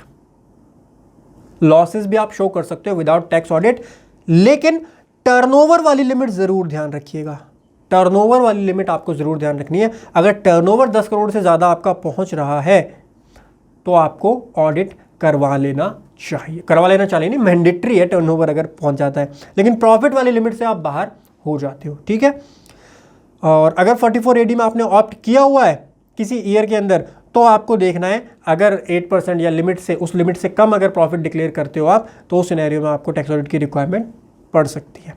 ठीक है, इसके लिए ना मैंने एक सेपरेट सेशन बनाया है एफएनओ के अंदर या शेयर ट्रेडिंग के अंदर कैसे आपको टैक्स ऑडिट एप्लीकेबिलिटी चेक करनी होती है। वैसे आज भी मैंने डिस्कस कर दिया, this is more than sufficient, क्योंकि 90% जो लोग होते हैं इंडिया के अंदर सैलरीड इंडिविजुअल्स होते हैं जो कि शेयर मार्केट में ट्रेडिंग कर रहे हैं आजकल, तो उन्होंने आज तक ITR 4 फाइल नहीं किया और प्रिजम्पटिव टैक्सेशन में भी ऑप्ट नहीं किया है, तो उनके लिए कोई दिक्कत वाली बात नहीं है। आप लॉस भी दिखा सकते हो विदाउट टैक्स ऑडिट, ठीक है, कोई दिक्कत नहीं होगी वहां पर। खाली वहां पर थोड़ी सी टेक्निकलिटीज आ जाती हैं जब आपका क्लाइंट जो है 44 AD में पिछले 5 साल में कभी गया है, तो उस सिनेरियो में थोड़ी सी दिक्कत आ जाती है, ठीक है। प्रिजम्पटिव टैक्सेशन का पॉइंट आपको समझना इसलिए ज़रूरी है। प्रिजम्पटिव टैक्सेशन काफ़ी बार लोग बोलते हैं कि हम FNO में ट्रेड करते हैं, शेयर मार्केट में ट्रेड करते हैं, तो क्या हम प्रिजम्पटिव टैक्सेशन में नहीं जा सकते? देखो दिक्कत यही आती है, करंट ईयर में तो हो सकता है आपको प्रॉफिट है, आप चले जाओगे, लेकिन शेयर मार्केट में जो इनकम है, जो ट्रांजेक्शन्स है ना, उसमें मार्जिन बहुत कम होते हैं और ये बहुत गलत प्रैक्टिस भी होती है। लोग क्या करते हैं, किसी भी टैक्स प्रोफेशनल से फाइल करवा देते हैं और जो शेयर मार्केट की इनकम है उसको ITR 4 में दिखा देते हैं। मैं कभी भी रिकमेंड नहीं करता शेयर मार्केट की ट्रांजैक्शंस के केसेस में ITR 4 फाइल करना। रीज़न है उसका, एक बहुत इंपॉर्टेंट रीज़न है। जो प्रिजम्पटिव टैक्सेशन है ना, वो वैसे ही क्या बोलता है कि 2 करोड़ तक अगर आपकी टर्नओवर है, AY 23-24 में 2 करोड़ तक अगर टर्नओवर है और 24-25 में आपकी एक टर्नओवर 3 करोड़ तक हो जाएगी। अगर इससे कम है आपकी टर्नओवर तो आप 44 AD में चले जाओ, कोई दिक्कत वाली बात नहीं है। लेकिन इसमें जाने में दिक्कत ये आती है, फ्यूचर में आपको दिक्कत हो सकती है, क्योंकि अगर 44 AD एक बार ऑप्ट कर लिया तो एक टैक्स ऑडिट के प्रोविजन एप्लीकेबल हो जाएंगे अगर अगले साल आपको प्रॉफिट कम हुआ या फिर लॉस हुआ, ठीक है, तो ये प्रोविजंस एप्लीकेबल हो सकते हैं। इसीलिए अगर आप फ्यूचर में भी ट्रेडिंग करना चाहते हो तो फ्यूचर, और इतना प्रॉफिट होता नहीं है, यहां पे आपको बोला जाता है कि मिनिमम 6% प्रॉफिट आप दिखाओ। 6% प्रॉफिट, आप टोटल का 6% प्रॉफिट यहां पर शो करो, तो वो दिखाना कभी कभी बहुत ज़्यादा भारी हो जाता है, क्योंकि टर्नओवर आपका ट्रेड वैल्यू बहुत ज़्यादा होती है बट इतना ज़्यादा रिटर्न वहाँ पर नहीं होता है। ट्रेड वैल्यू कंपैरेटिवली बहुत हाई होती है। अगर आप स्पेशली डिलीवरी की बात करेंगे तो वहाँ ट्रेड वैल्यू ज़्यादा हो जाती है, इतने प्रॉफिट नहीं होते हैं 6%। तो इसलिए मैं रिकमेंड नहीं करता प्रिजम्पटिव टैक्सेशन के केस में जाने के लिए, बट अगर जा रहे हो अपने रिस्क पे जाइएगा। फ्यूचर में अगर लॉसेज होते हैं तो उसको क्लेम करने में फिर दिक्कत आ जाएगी, आपको ऑडिट करवाना पड़ सकता है उस सिनेरियो में, इस चीज़ का ध्यान रखिएगा। देन कैपिटल गेन की कैलकुलेशन आपकी आ जाती है, किस तरीके से कैपिटल गेन की कैलकुलेशन आपको करनी है। यहाँ पर सेक्शन 111A के अंदर और सेक्शन 112A के अंदर मैंने आपको यहाँ पर 4 केस स्टडीज़ दी हुई हैं। एक एक केस स्टडी में डिस्कस कर लेता हूँ, बाकी आप नोट्स में से पढ़ लीजिएगा। आइए, ये केस स्टडी नंबर 4 है, वैसे 6 क्यों लिखा हुआ है मैंने, आई डोंट नो। ये केस स्टडी 4 है, केस नंबर 4 देखिए। केस नंबर 4 में मेरी long term capital gain section 112A यानी long term capital gain on equity और इक्विटी ओरिएंटेड म्यूचुअल फंड, ये हम डिस्कस कर रहे हैं, जहां पर आपका 10%, एक बार रिकैप कर लो जल्दी से, 10% का आपका रेट लगता है। 87A की रिबेट आपको यहां पर मिलती है कि नहीं मिलती है? नहीं मिलती है। 87A की रिबेट आपको यहां पर नहीं मिलती है। बेसिक एग्जम्पशन लिमिट मिल जाती है, ठीक है, 10% का रेट लगता है और 1 लाख की आपको यहाँ छूट भी मिल जाती है 112A के अंदर। ये हमने ऊपर पढ़ा था, इसके बेसिस पर पूरी कैलकुलेशन करेंगे। केस नंबर 4 देखिएगा। Long term capital gain 112A वाले 1.5 लाख रुपए के हमारे ये हैं।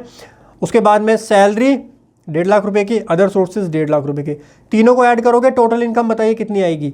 4,50,000 टोटल इनकम आएगी। क्लियर, सिंपल है, वैसे थोड़ा कॉम्प्लेक्स है आगे, बट धीरे धीरे समझिएगा, समझ जाओगे। टोटल इनकम में से long term capital gain minus करो, 4,50,000 में से 1,50,000 माइनस करोगे, 3 लाख रुपए आ जाएंगे हमारे यहाँ पर। कितने आ जाएंगे? 3 लाख रुपीज़ हमारे यहाँ पर आ जाएंगे। 3 लाख में से बेसिक एग्जम्पशन लिमिट बताओ कितनी है हमारी? बेसिक एग्जम्पशन लिमिट है हमारी 2,50,000 रुपये की। क्या बेसिक एग्जम्पशन लिमिट हमको मिलेगी? बिल्कुल मिल जाएगी, कोई दिक्कत नहीं है। लेकिन अब सुन लो इंपॉर्टेंट पॉइंट, पते की बात सुन लो, जो कि एक टैक्स एक्सपर्ट आपको बता सकता है। खाली बेसिक एग्जम्पशन लिमिट तो आपको जरूर मिल जाएगी, लेकिन बेसिक एग्जम्पशन लिमिट सबसे पहले आप एडजस्ट करोगे इसके अलावा जो आपकी इनकम है उससे। इसके अलावा मेरी 2 इनकम है, 3 लाख की मेरी इसके अलावा इनकम है, 1.5 लाख की मेरी ये है, 1,50,000 की ये है, इसके अलावा 3 लाख रुपीज़ की मेरी ये इनकम है। तो इस 3 लाख में से सबसे पहले एडजस्ट किया जाएगा 2,50,000। मैं ये मान के चल रहा हूँ कि मैं नॉर्मल बिलो 60 ईयर है, तो 2,50,000 की यहाँ पर मुझको क्या मिलेगी? 3 लाख में से एग्जम्पशन मिल जाएगी, लेकिन 2 लाख मेरा ऑलरेडी एग्जॉस्ट हो जाएगा। तो लिमिट अवेलेबल कितनी बचेगी लॉन्ग टर्म कैपिटल गेन के लिए? कुछ भी नहीं बचेगी, 0 बचेगी। वाई 0? बिकॉज ये जो 2,50,000 है ये ऑलरेडी 3 लाख में से एडजस्ट हो जाएगा तो जीरो बेरी लिमिट बचेगी। तो मेरा कितना आएगा लॉन्ग टर्म कैपिटल गेन? 1,50,000। कुछ भी लिमिट बची नहीं ना, बेसिक एग्जम्पशन लिमिट बची कहाँ इसमें से एग्जॉस्ट करवाने के लिए, तो 1,50,000 आ गया। एग्जम्पशन 112A में कितनी मिलती है? 1 लाख रुपए की, तो इसमें से 1 लाख माइनस करेंगे 50,000 का 10% आएगा आपका 5,000। ठीक है, तो ये हमारा आ गया tax on long term capital gain, कितना आ गया? 5,000 रुपीज़। ठीक है, अब निकालते हैं इसके अलावा। तो total income minus long term capital gain, 3 lakh रुपए की हमारी बैलेंस इनकम बची हुई थी 3 लाख रुपीज़ की। 3 लाख में से बेसिक एग्जम्पशन लिमिट 2,50,000 की यहाँ से माइनस हो गई। उसके बाद बैलेंस बचा टैक्सेबल इनकम 50,000 रुपये। 50,000 रुपये में से बेसिक एग्जम्पशन लिमिट जा चुकी है, तो जो सेकंड स्लैब आ गया हमारा 5% वाला, तो 50,000 के ऊपर कितना परसेंट लगेगा? 50,000 के ऊपर 5% का रेट यहाँ पर लगेगा, तो 2,500 यहाँ पर आ जाएगा tax other than long term capital gain. तो टोटल इनकम टैक्स मेरा कितना आ जाएगा? इनकम टैक्स मेरा टोटल आ जाएगा, ये देखो लॉन्ग टर्म कैपिटल गेन पे कितना है वो, plus other than long term capital gain, यानी 5,000 प्लस 2,500, टोटल 7,500। अब बारी आती है 87A की रिबेट की। मुझे बताओ 87A की rebate long term capital gain जो हुए क्या इसमें से मिलेगी? इस 5,000 में से कोई भी रिबेट मुझे मिलेगी? नहीं मिलेगी। क्या 25,000 2,500 जो है इसमें से रिबेट मिलेगी? 87A की एक कंडीशन होती है, आपकी टोटल इनकम 5 लाख से कम होनी चाहिए। तो टोटल इनकम देखो कितनी है?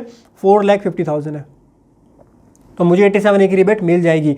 लेकिन वो जो 87A की रिबेट मिलेगी वो only tax other than long term capital gain 2,500 में से मिलेगी, और 2,500 में से मैं 2,500 की अवेल कर सकता हूं। तो 2,500 मैंने यहां अवेल करी, अदर देन कैपिटल गेन मैंने मेंशन भी किया हुआ है, ओनली 2,500 इसमें से माइनस होगा, और जो बैलेंस बचेगा 5,000 बचेगा। 5,000 का आप सरचार्ज निकालोगे 4%, 200 आ जाएगा, और टोटल टैक्स आपका कितना आ जाएगा? 5,200 आ जाएगा। बहुत इंपॉर्टेंट केस स्टडी है ये वाली, जहां पर आपने ये समझा 87A की रिबेट किस तरीके से इफेक्ट करती है लॉन्ग टर्म कैपिटल गेन को। इंपॉर्टेंट केस स्टडी थी, ध्यान रखिएगा। ठीक है, चलिए इसी तरीके से एग्जांपल मैंने दिया है सेक्शन नंबर 111A का, 111A का। 111A में आपको यहाँ पर 1 लाख की छूट नहीं मिलती है, कोई 1 लाख की छूट नहीं मिलती है। टैक्स रेट आपका कितना लगता है? 15% टैक्स रेट लगता है। आपको 87A की रिबेट मिलती है, यस यहाँ मिल जाती है, ध्यान रखिएगा। सेक्शन 111A में आपको मिल जाती है 87A की रिबेट, 112A में नहीं मिलती है। ये इंपॉर्टेंट पॉइंट है, नोट कर लीजिएगा। बेसिक एग्जम्पशन लिमिट यस ये मिल जाएगी आपको। यहां पर देखिए केस नंबर 4, केस नंबर 4 देखिए, सेम केस है। टोटल आप देखेंगे 150 150 150, 450 ये आ गया, 3 लाख ये आ गया। हमारी बेसिक एग्जम्पशन लिमिट 2.5 लाख की बची। Limit available for short term capital gain 0 बची। शॉर्ट टर्म कैपिटल गेन आ गए 1.5 लाख के, 1.5 लाख के आ गए। और यहाँ पर तो 1 लाख की कोई छूट भी नहीं मिलेगी। 1.5 लाख के ऊपर पूरा का पूरा टैक्स 15% लगेगा, 22,500 का। ठीक है, दूसरा है शॉर्ट टर्म कैपिटल गेन के अलावा जो आपके टोटल 3 लाख रुपए की इनकम है, 3 लाख में से बेसिक एग्जम्पशन लिमिट 2.5 लाख की आप माइनस करोगे। इसमें से टैक्सेबल इनकम आ गई 50,000, जिसका 5% 2,500 रुपये, 2,500 ये आ गया। दोनों को ऐड करो, शॉर्ट टर्म कैपिटल गेन ये है, और इसके अलावा जो टैक्स बन रहा है वो ये बन रहा है।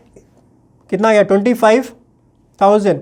25,000 में बताइए बेसिक एग्जम्पशन लिमिट क्या मुझको मिलेगी या नहीं मिलेगी? बहुत इंपॉर्टेंट क्वेश्चन।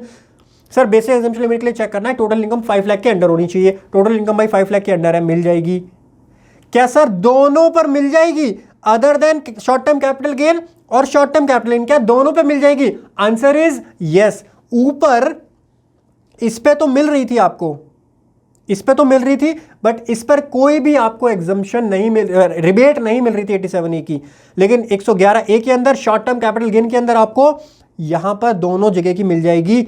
तो टोटल 2,500 में से मैक्सिमम जो लिमिट है वो कितनी होती है? 12,500 की मैक्सिमम लिमिट होती है। 12,500 की लिमिट जो है वो आपकी यहाँ पर निकल के आती है, वो आप यहाँ से क्लेम करेंगे, और उसके बाद 4% सेस लगेगा। 13,000 आपका टोटल टैक्स यहाँ पर बनेगा। ठीक है, तो शॉर्ट टर्म कैपिटल गेन पर टैक्सेस आपके ज़्यादा लगते हैं। टोटल इनकम आपकी सेम है, लेकिन शॉर्ट टर्म कैपिटल गेन में 13,000 का लग गया, और लॉन्ग टर्म में आपका लगा था खाली 5,200 का। ठीक है, तो ये डिफरेंस होता है, इसीलिए बाइफरकेट किया जाता है शॉर्ट टर्म में और लॉन्ग टर्म में। अब आपके कंसेप्ट क्लियर हो रहे होंगे। जो स्टार्टिंग में मैं आपको बता रहा था कि short term capital gain, long term capital gain में क्या डिफरेंस है, क्यों बिजनेस को हम नॉर्मल में, स्पेकुलेटिव में, एफएनओ में, डेरिवेटिव में अलग अलग क्लासिफाई करते हैं और उस पर किस तरीके से हमको टर्नओवर अलग अलग तरीके से निकालनी होती है, कैरी फॉरवर्ड सेट ऑफ के प्रोविजन हमारे चेंज हो जाते हैं। तो स्टार्टिंग से हमने बेसिक से कंसेप्ट बिल्ड किया, अब हम पहुंच चुके हैं प्रोफेशनल लेवल पर, एक्सपर्ट लेवल पर पहुंच चुके हैं। यहां पर हम ये टेक्निकल चीजें डिस्कस कर रहे हैं। की पॉइंट जो आपको ध्यान रखने हैं, इंडेक्सेशन का बेनिफिट जो वो अवेलेबल नहीं होता long term capital gain 112A के अंदर, ठीक है। शॉर्ट टर्म कैपिटल गेन में कभी भी इंडेक्सेशन की बात नहीं होती है, इस चीज का ध्यान रखिएगा, क्योंकि शॉर्ट टर्म कैपिटल गेन में इंडेक्सेशन 1 साल के, ये तो शेयर मार्केट में तो 1 साल का 12 महीने का टाइम होता है, 12 मंथ्स का, तो 12 मंथ्स में इंडेक्सेशन को कोई बेनिफिट नहीं दिया जाता। इंडेक्सेशन की जब भी बात होती है तो लॉन्ग टर्म के लिए बात की जाती है, लेकिन इक्विटी शेयर जो 112 होते हैं वहां पर लॉन्ग टर्म में भी आपको नहीं दिया जाता इंडेक्सेशन का बेनिफिट, ठीक है। Basic exemption limit firstly adjusted from other income other than capital gain, ये मैंने आपको समझा दिया। जो बेसिक एग्जम्पशन लिमिट होती है वो कैपिटल गेन के अलावा जो इनकम है सबसे पहले उससे एडजस्ट की जाती है। STT paid shall not be consider as expense in connection to transfer. जब आप कैपिटल गेन में काम कर रहे हैं, जब आप PGBP में काम कर रहे हैं, तब आपको वो डिडक्शन मिल जाएगी, तब कोई दिक्कत वाली बात नहीं आती है। Brokerage paid on sale can be claim as expenses in connection to transfer, इसका बेनिफिट मिल जाएगा। ब्रोकरेज पेड ऑन परचेज, जो सेल पे आप देते हो वो आपका जाता है expense in connection to transfer में, जो आप ब्रोकरेज परचेज पे देते हो वो आपकी कॉस्ट ऑफ एक्विजिशन में ऐड हो जाता है। चैप्टर 6 की deduction can not adjusted against the income rises under section 111 112 and 112 के अंदर भी आप नहीं कर सकते हो चैप्टर 6A की डिडक्शन को क्लेम एडजस्ट। वो वैसे मैंने इस केस में इंक्लूड नहीं किया, बट उस वो करता और भी कॉम्प्लिकेटेड हो जाती है चीज़। Rebate under section 87A is not available if tax is calculated under section 112A। इसको तो हमने प्रैक्टिकली भी थोड़ी देर पहले एक एग्जाम्पल के थ्रू समझा था। Any share acquired on or before 31st Jan 2018 governed by grandfathering provision and it should be reported script wise in ITR, otherwise consolidate amount need to be reported। ये अभी मैं थोड़ी देर में डिस्कस करने वाले हैं। कंसोलिडेट रिपोर्टिंग कब करनी होती है? कैपिटल गेन की रिपोर्टिंग, ऊपर PGBP की रिपोर्टिंग अभी थोड़ी देर पहले हमने डिस्कस की थी। अब हम डिस्कस करेंगे कैपिटल गेन के अंदर कैसे ITR में रिपोर्टिंग करनी होती है। Audit is not applicable in case of capital gain. भाई कैपिटल गेन में जब आप निकालते हो ना, चाहे 100 करोड़ का आपका कैपिटल गेन में आ जाए, ऑडिट की रिक्वायरमेंट वहां पे नहीं आती है। ऑडिट का प्रोविजन ओनली PGBP में एप्लीकेबल होते हैं, कैपिटल गेन के अंदर ऑडिट के प्रोविजन एप्लीकेबल नहीं होते हैं, ठीक है। इस चीज का ध्यान रखिएगा। नेक्स्ट पॉइंट आता है reporting of capital gain in ITR के अंदर आप अपने कैपिटल गेन किस तरीके से रिपोर्ट करेंगे, उस चीज को ध्यान से समझिए। For long term capital gain from equity select section 112A option under the schedule capital gain, और शॉर्ट टर्म कैपिटल गेन के लिए 111A, लॉन्ग टर्म के लिए 112A सेलेक्ट कीजिए। ये आपका कैपिटल गेन का शेड्यूल होता है। इस तरीके से आपको ये दोनों यहाँ पर सेलेक्ट करने होते हैं। रिपोर्टिंग कैसे करनी होती है एक एग्जांपल के थ्रू समझते हैं। मान लीजिए शॉर्ट टर्म कैपिटल गेन हम रिपोर्ट कर रहे हैं 111A वाले, ठीक है। और इसमें सेल्स वैल्यू है 5,60,250, कॉस्ट ऑफ एक्विजिशन है 4,56,350, कैपिटल गेन है अपने 103,900। फाइन, परफेक्ट, आ जाइए। Above figure should be reported as follows. कैसे रिपोर्ट की जाएंगी? सेक्शन 111A के अंदर आपको जाननी है full value of consideration 5,60,250, cost of acquisition 4,56,350, आपका 103,900 प्रॉफिट आ जाएगा। बहुत सिंपल है, कुछ भी कॉम्प्लेक्स नहीं है। उसके बाद में लॉन्ग टर्म कैपिटल गेन की कैसे रिपोर्टिंग होती है? यहां पर 2 टाइप में डिवाइड करना होता है आपको। वो शेयर जो कि आपने एक्वायर किए थे जनवरी 2018 से पहले, 31 जनवरी टू द पॉइंट अगर बोलूं तो 31 जन 2018 से पहले एक्वायर किए थे, उस केस में स्क्रिप्ट वाइज रिपोर्टिंग होगी। यानी जितनी ट्रांजैक्शंस आप करोगे उतनी रिपोर्टिंग आपको यहां पर करनी पड़ेगी। ट्रांजैक्शन वाइज रिपोर्टिंग उसको बोला जाता है, स्क्रिप्ट वाइज रिपोर्टिंग भी उसको बोला जाता है। तो यहां पे आपको सेलेक्ट करना होता है ऑन और बिफोर 31 जन 2018, आपको आईसिन कोड देना होता है, नेम ऑफ यूनिट अपने आप आ जाता है। वैसे आपको नंबर ऑफ यूनिट यहाँ सेलेक्ट करने होते हैं, सेल प्राइस यहाँ देना होता है, कॉस्ट ऑफ एक्विजिशन ये आती है टोटल में। देखो सेल प्राइस कैसे निकल के आता है? सेल प्राइस के लिए आपको सेलिंग प्राइस पर यूनिट और नंबर ऑफ यूनिट डालने होते हैं, तो इससे मल्टीप्लाई होकर निकल के आ जाता है automatically full value of consideration. इससे मल्टीप्लाई होकर ये निकल के आती है वैल्यू। कॉस्ट ऑफ एक्विजिशन आपने जो बाय किया है वो, और फिर फेयर मार्केट वैल्यू 31 जनवरी 2018 की क्यों मांगी जाती है? अरे ग्रैंड फादरिंग का बेनिफिट देने के लिए मांगी जाती है, जिससे आपकी रिवाइज्ड कॉस्ट ऑफ एक्विजिशन निकाली जा सके for giving you the benefit of grandfathering provision. ठीक है, और जो एक्सपेंसेस अगर है ब्रोकरेज वगैरह जो आप पे करते हो वो आप यहाँ पे क्लेम कर सकते हो, और ये आपको स्क्रिप्ट वाइज करनी होती है। ध्यान रखिएगा, अगर बहुत सारे शेयर्स हैं तो आपको एक्सेल फाइल मिलती है, यहाँ पर रिपोर्ट्स मिलती हैं आपको अपने ब्रोकर से, उसकी हेल्प से आपको यहाँ पर डेटा डालना पड़ता है। आईसिन कोड वगैरह आपको वहाँ मिल जाते हैं, वहाँ नहीं मिलते, गूगल पर जाके आप शेयर का नाम डालेंगे उसका आईसिन कोड आ जाता है, तो वहाँ से आप ये चीज़ सेलेक्ट कर सकते हैं। बाकी डेट ऑफ परचेज इसमें नहीं पूछा जाता है, ऑन और बिफोर 31 जन 2018 आपको यहाँ पर सेलेक्ट करना होता है, तो स्क्रिप्ट वाइज रिपोर्टिंग आप यहाँ पर कर सकते हैं। ठीक है, ध्यान रखिएगा। चलिए, और अगर शेयर आपने 31 जन 18 के बाद में किए तो यहाँ कंसोलिडेट रिपोर्टिंग होती है। कंसोलिडेट का मतलब क्या होता है कि मान लीजिए आपकी 100 ट्रांजेक्शन है, 50 ट्रांजेक्शन है, तो उन सबको ऐड करके जितना आपका कंसिडरेशन आ रही है वो लिख दो, कॉस्ट ऑफ एक्विजिशन और जो आपकी एक्सपेंसेस हुए हैं इन कनेक्शन टू ट्रांसफर वो डाल दो, आपके यहाँ पर प्रॉफिट निकल के कैपिटल गेन निकल के आ जाएंगे लॉन्ग टर्म के।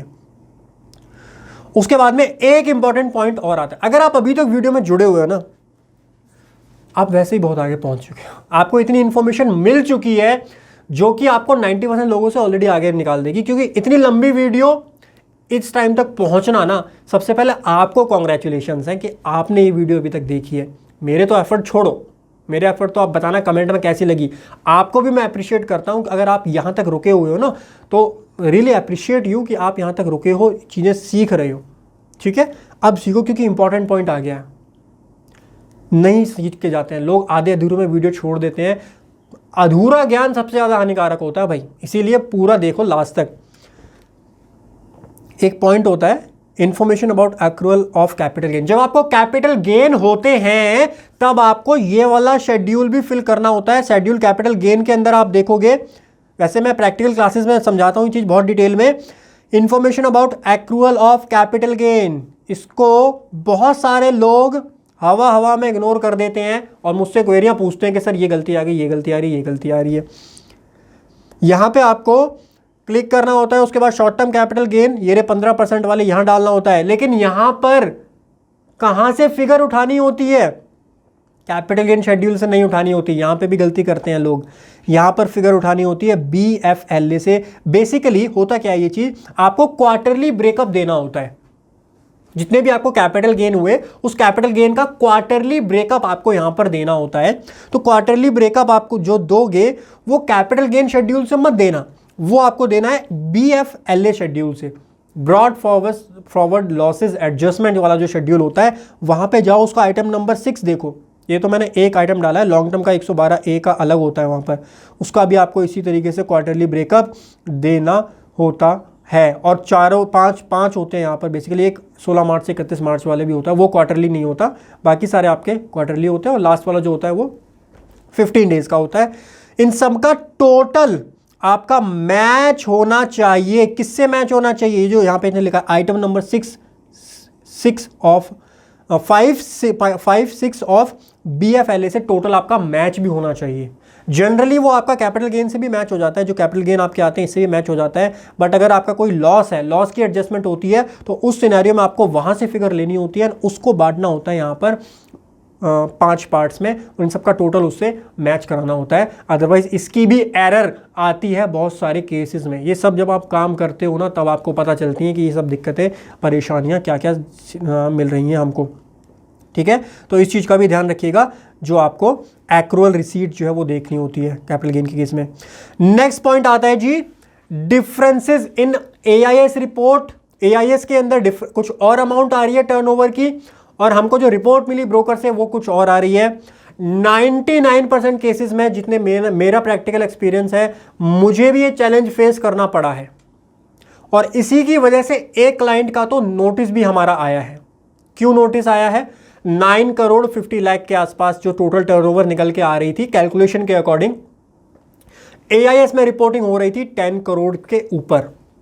AIS ने तुरंत पिक किया, भाई 10 करोड़ से ऊपर टर्नओवर निकल के आ रही है।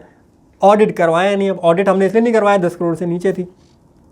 तुरंत नोटिस आ गया, एविडेंस दे दो, डॉक्यूमेंट्स दे दो, कैसे कॉम्पिटिशन की। खैर उसके डॉक्यूमेंट एविडेंस वो तो सारे हो जाएंगे प्रोवाइड, कोई इशू नहीं है। बट ये चैलेंज बहुत बड़ा है, क्योंकि एआईएस के बेसिस पे अगर काम करने जाओगे तो सही से कैलकुलेशन नहीं कर पाओगे। एआईएस में हमको वो इंफॉर्मेशन उस तरीके से नहीं दी जाती है कि हम अपने कैपिटल गेन कंप्यूट कर पाए, तो हमको फॉलो तो अपनी रिपोर्ट ही करनी पड़ेगी। और मैं एडवाइस ये करूंगा कि आप जो अपनी रिपोर्ट फॉलो कर रहे हैं, चाहे पीएनएल रिपोर्ट है ब्रोकर की, चाहे कैपिटल गेन रिपोर्ट है, उसको संभाल के रखिए। उसके बेसिस पे जो आप कंप्यूटेशन बना रहे हैं एक्सेल के ऊपर, उसको संभाल के रखिए। कंप्यूटेशन से जो आईटीआर फाइल करेंगे, आईटीआर तो खैर आपके पोर्टल पे अवेलेबल ही रहेगी, तो उन सब चीज़ों को संभाल करके रखिए अपने पास। फ्यूचर में अगर कोई वेरिएशन या डिफरेंस पूछा जाता है तो आप अकॉर्डिंगली उसको एक्सप्लेन कीजिए, ठीक है। और रिपोर्ट के हिसाब से पूरी कैलकुलेशन होती है, आप एआईएस के बेसिस पर नहीं कर पाओगे कैलकुलेशन। मैंने ट्राई किया हुआ है सर, सब कुछ ट्राई किया हुआ है, तभी आपके सामने आज खड़ा हूँ मैं। 2 घंटे का सेशन इसीलिए ले रहा हूँ। एआईएस में आपको पूरी इंफॉर्मेशन नहीं मिल पाएगी जिसकी हेल्प से आप कंप्यूटेशन कर पाओ और अपनी आईटीआर फाइल कर पाओ, ठीक है। इसलिए यूज आपको रिपोर्ट्स का ही करना पड़ेगा। अगर वेरिएशन आता है तो अपनी रिपोर्ट को संभाल के रखो जो आपको भेजी गई है वहाँ से, आपने जो निकाली है अपने ब्रोकर से, एंड फ्यूचर रेफरेंस के लिए एज एविडेंस उसको संभाल करके रखो। डिपार्टमेंट अगर पूछता है तो ज़रूर आप वहाँ पर प्रोवाइड कीजिए वो सारी चीज़ें। उसके बाद बारी आती है impact of loss in share transaction. हाँ जी, इंपॉर्टेंट पॉइंट आ गया भाई। बहुत सारे लोग तो इसी के लिए बैठे होंगे, लॉसेस का ट्रीटमेंट तो बता दो सर। देखो जी, 2 चीज़ें पढ़ी अभी तक हमने।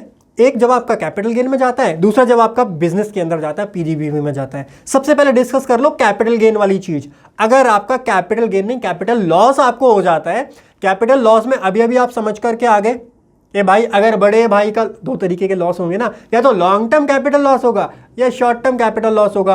बड़े भाई का जो लॉस होगा, बड़ा भाई का लॉस जो है वो छोटा भाई एडजस्ट नहीं करता। लॉन्ग टर्म के लॉसेस शॉर्ट टर्म से एडजस्ट नहीं होते, शॉर्ट टर्म के लॉसेस लॉन्ग टर्म गेन से एडजस्ट हो जाते हैं। तो पहले तो वो एडजस्टमेंट कर लो, उसके बाद भी अगर आपका लॉस बच रहा है तो उसको आप कैरी फॉरवर्ड करोगे। एंड कैपिटल गेन के लॉस में एक इंटरेस्टिंग चीज ये होती है, ऑडिट की कोई भी एप्लीकेबिलिटी नहीं आती है। कैपिटल गेन का लॉस आप कैरी फॉरवर्ड कर सकते हो, 8 ईयर तक कर सकते हो, कोई दिक्कत वहाँ पर नहीं आती है, कोई ऑडिट की एप्लीकेबिलिटी भी नहीं आती। लेकिन अगर आपको लॉसेज होते हैं बिजनेस के अंदर, पीजीवीपी के अंदर, एफएनओ में लॉस होता है, इंट्राडे में आपको लॉस होता है, तब आपको चेक करनी होती है टैक्स ऑडिट की एप्लीकेबिलिटी कि आपने कहीं 44A(D) के अंदर तो आप नहीं गए थे पिछले 5 सालों में। अगर नहीं गए तब तो लॉस क्लेम कर लो, कोई दिक्कत नहीं। अगर गए हो तो उस सिनेरियो में टैक्स ऑडिट की एप्लीकेबिलिटी प्रॉफिट वाली लिमिट की वजह से आ जाती है। भले ही टर्नओवर वाली लिमिट आपने सेटिस्फाई कर दी हो, टर्नओवर 10 करोड़ से कम हो, लेकिन प्रॉफिट की लिमिट आपकी, क्योंकि आप लॉस में हो तो ऑब्वियसली कम हो जाती है। तो उस सिनेरियो में देयर आर चांसेस कि आपके ऊपर टैक्स ऑडिट एप्लीकेबल हो जाए। नेवरदलेस एक चीज ध्यान रखिए, कैपिटल लॉस के केस में कोई दिक्कत नहीं आती टैक्स ऑडिट की। हाँ, पीजीबीपी में अगर आपको लॉस हुआ है तो मैं जरूर रिकमेंड करता हूं कि एक बार आप किसी टैक्स प्रोफेशनल से कंसल्टेंसी जरूर ले लीजिएगा। टैक्स ऑडिट करवानी चाहिए या नहीं करवानी चाहिए, और करवानी चाहिए तो आप करवा करके अपनी आईटीआर फाइल कीजिएगा। बहुत सारी चीजें मैंने डिस्कस करी आपके साथ ही में जाते जाते लास्टली हमारा एक कोर्स है शेयर मार्केट टैक्सेशन का, बहुत नॉमिनल फीस है 999 रुपीज़। जो मैं आपको बता रहा था कि केस स्टडीज़ मैंने यहाँ आपके साथ आज डिस्कस नहीं की हैं, मल्टीपल केस स्टडीज़ वहाँ पर डिस्कस की हुई हैं। लॉसेस वाले केसेस भी डिस्कस किए हुए हैं। लॉसेस के केस में ऑडिट की ज़रूरत कब नहीं होती है, विदाउट ऑडिट कैसे लॉसेस की आईटीआर फाइल होती है, वो वाले केसेस भी मैंने वहाँ पर बिल्कुल डिस्कस किए हुए हैं। और ये वाला जो मेरा आज का सेशन था, that is a part of our course only, but मुझे लगा कि मुझे अपनी यूट्यूब कम्युनिटी के साथ भी फेयर रहना चाहिए। उनको भी डिटेल डिस्कशन जो मैं करता हूँ अपने पेड कोर्सेज के अंदर, उसकी कुछ चीज़ें, कुछ इंपॉर्टेंट पॉइंट्स जो हैं वो ज़रूर शेयर करने चाहिए आपके साथ। इसीलिए मैं आज आपके साथ जुड़ा ये सारी चीज़ें डिस्कस करने के लिए। आशा करता हूँ गाइस आपको आज का सेशन पसंद आया होगा। नीचे डिस्क्रिप्शन में मैंने लिंक दिया हुआ है हमारे कोर्सेज वगैरह का, अगर आप इंटरेस्टेड है you can definitely check out. और thank you so much for joining today's session. Have a great time, हंसते रहिए, मुस्कुराते रहिए। चैनल जरूर सब्सक्राइब कर लीजिए Fintex Pro. Have a great time, bye bye, take care.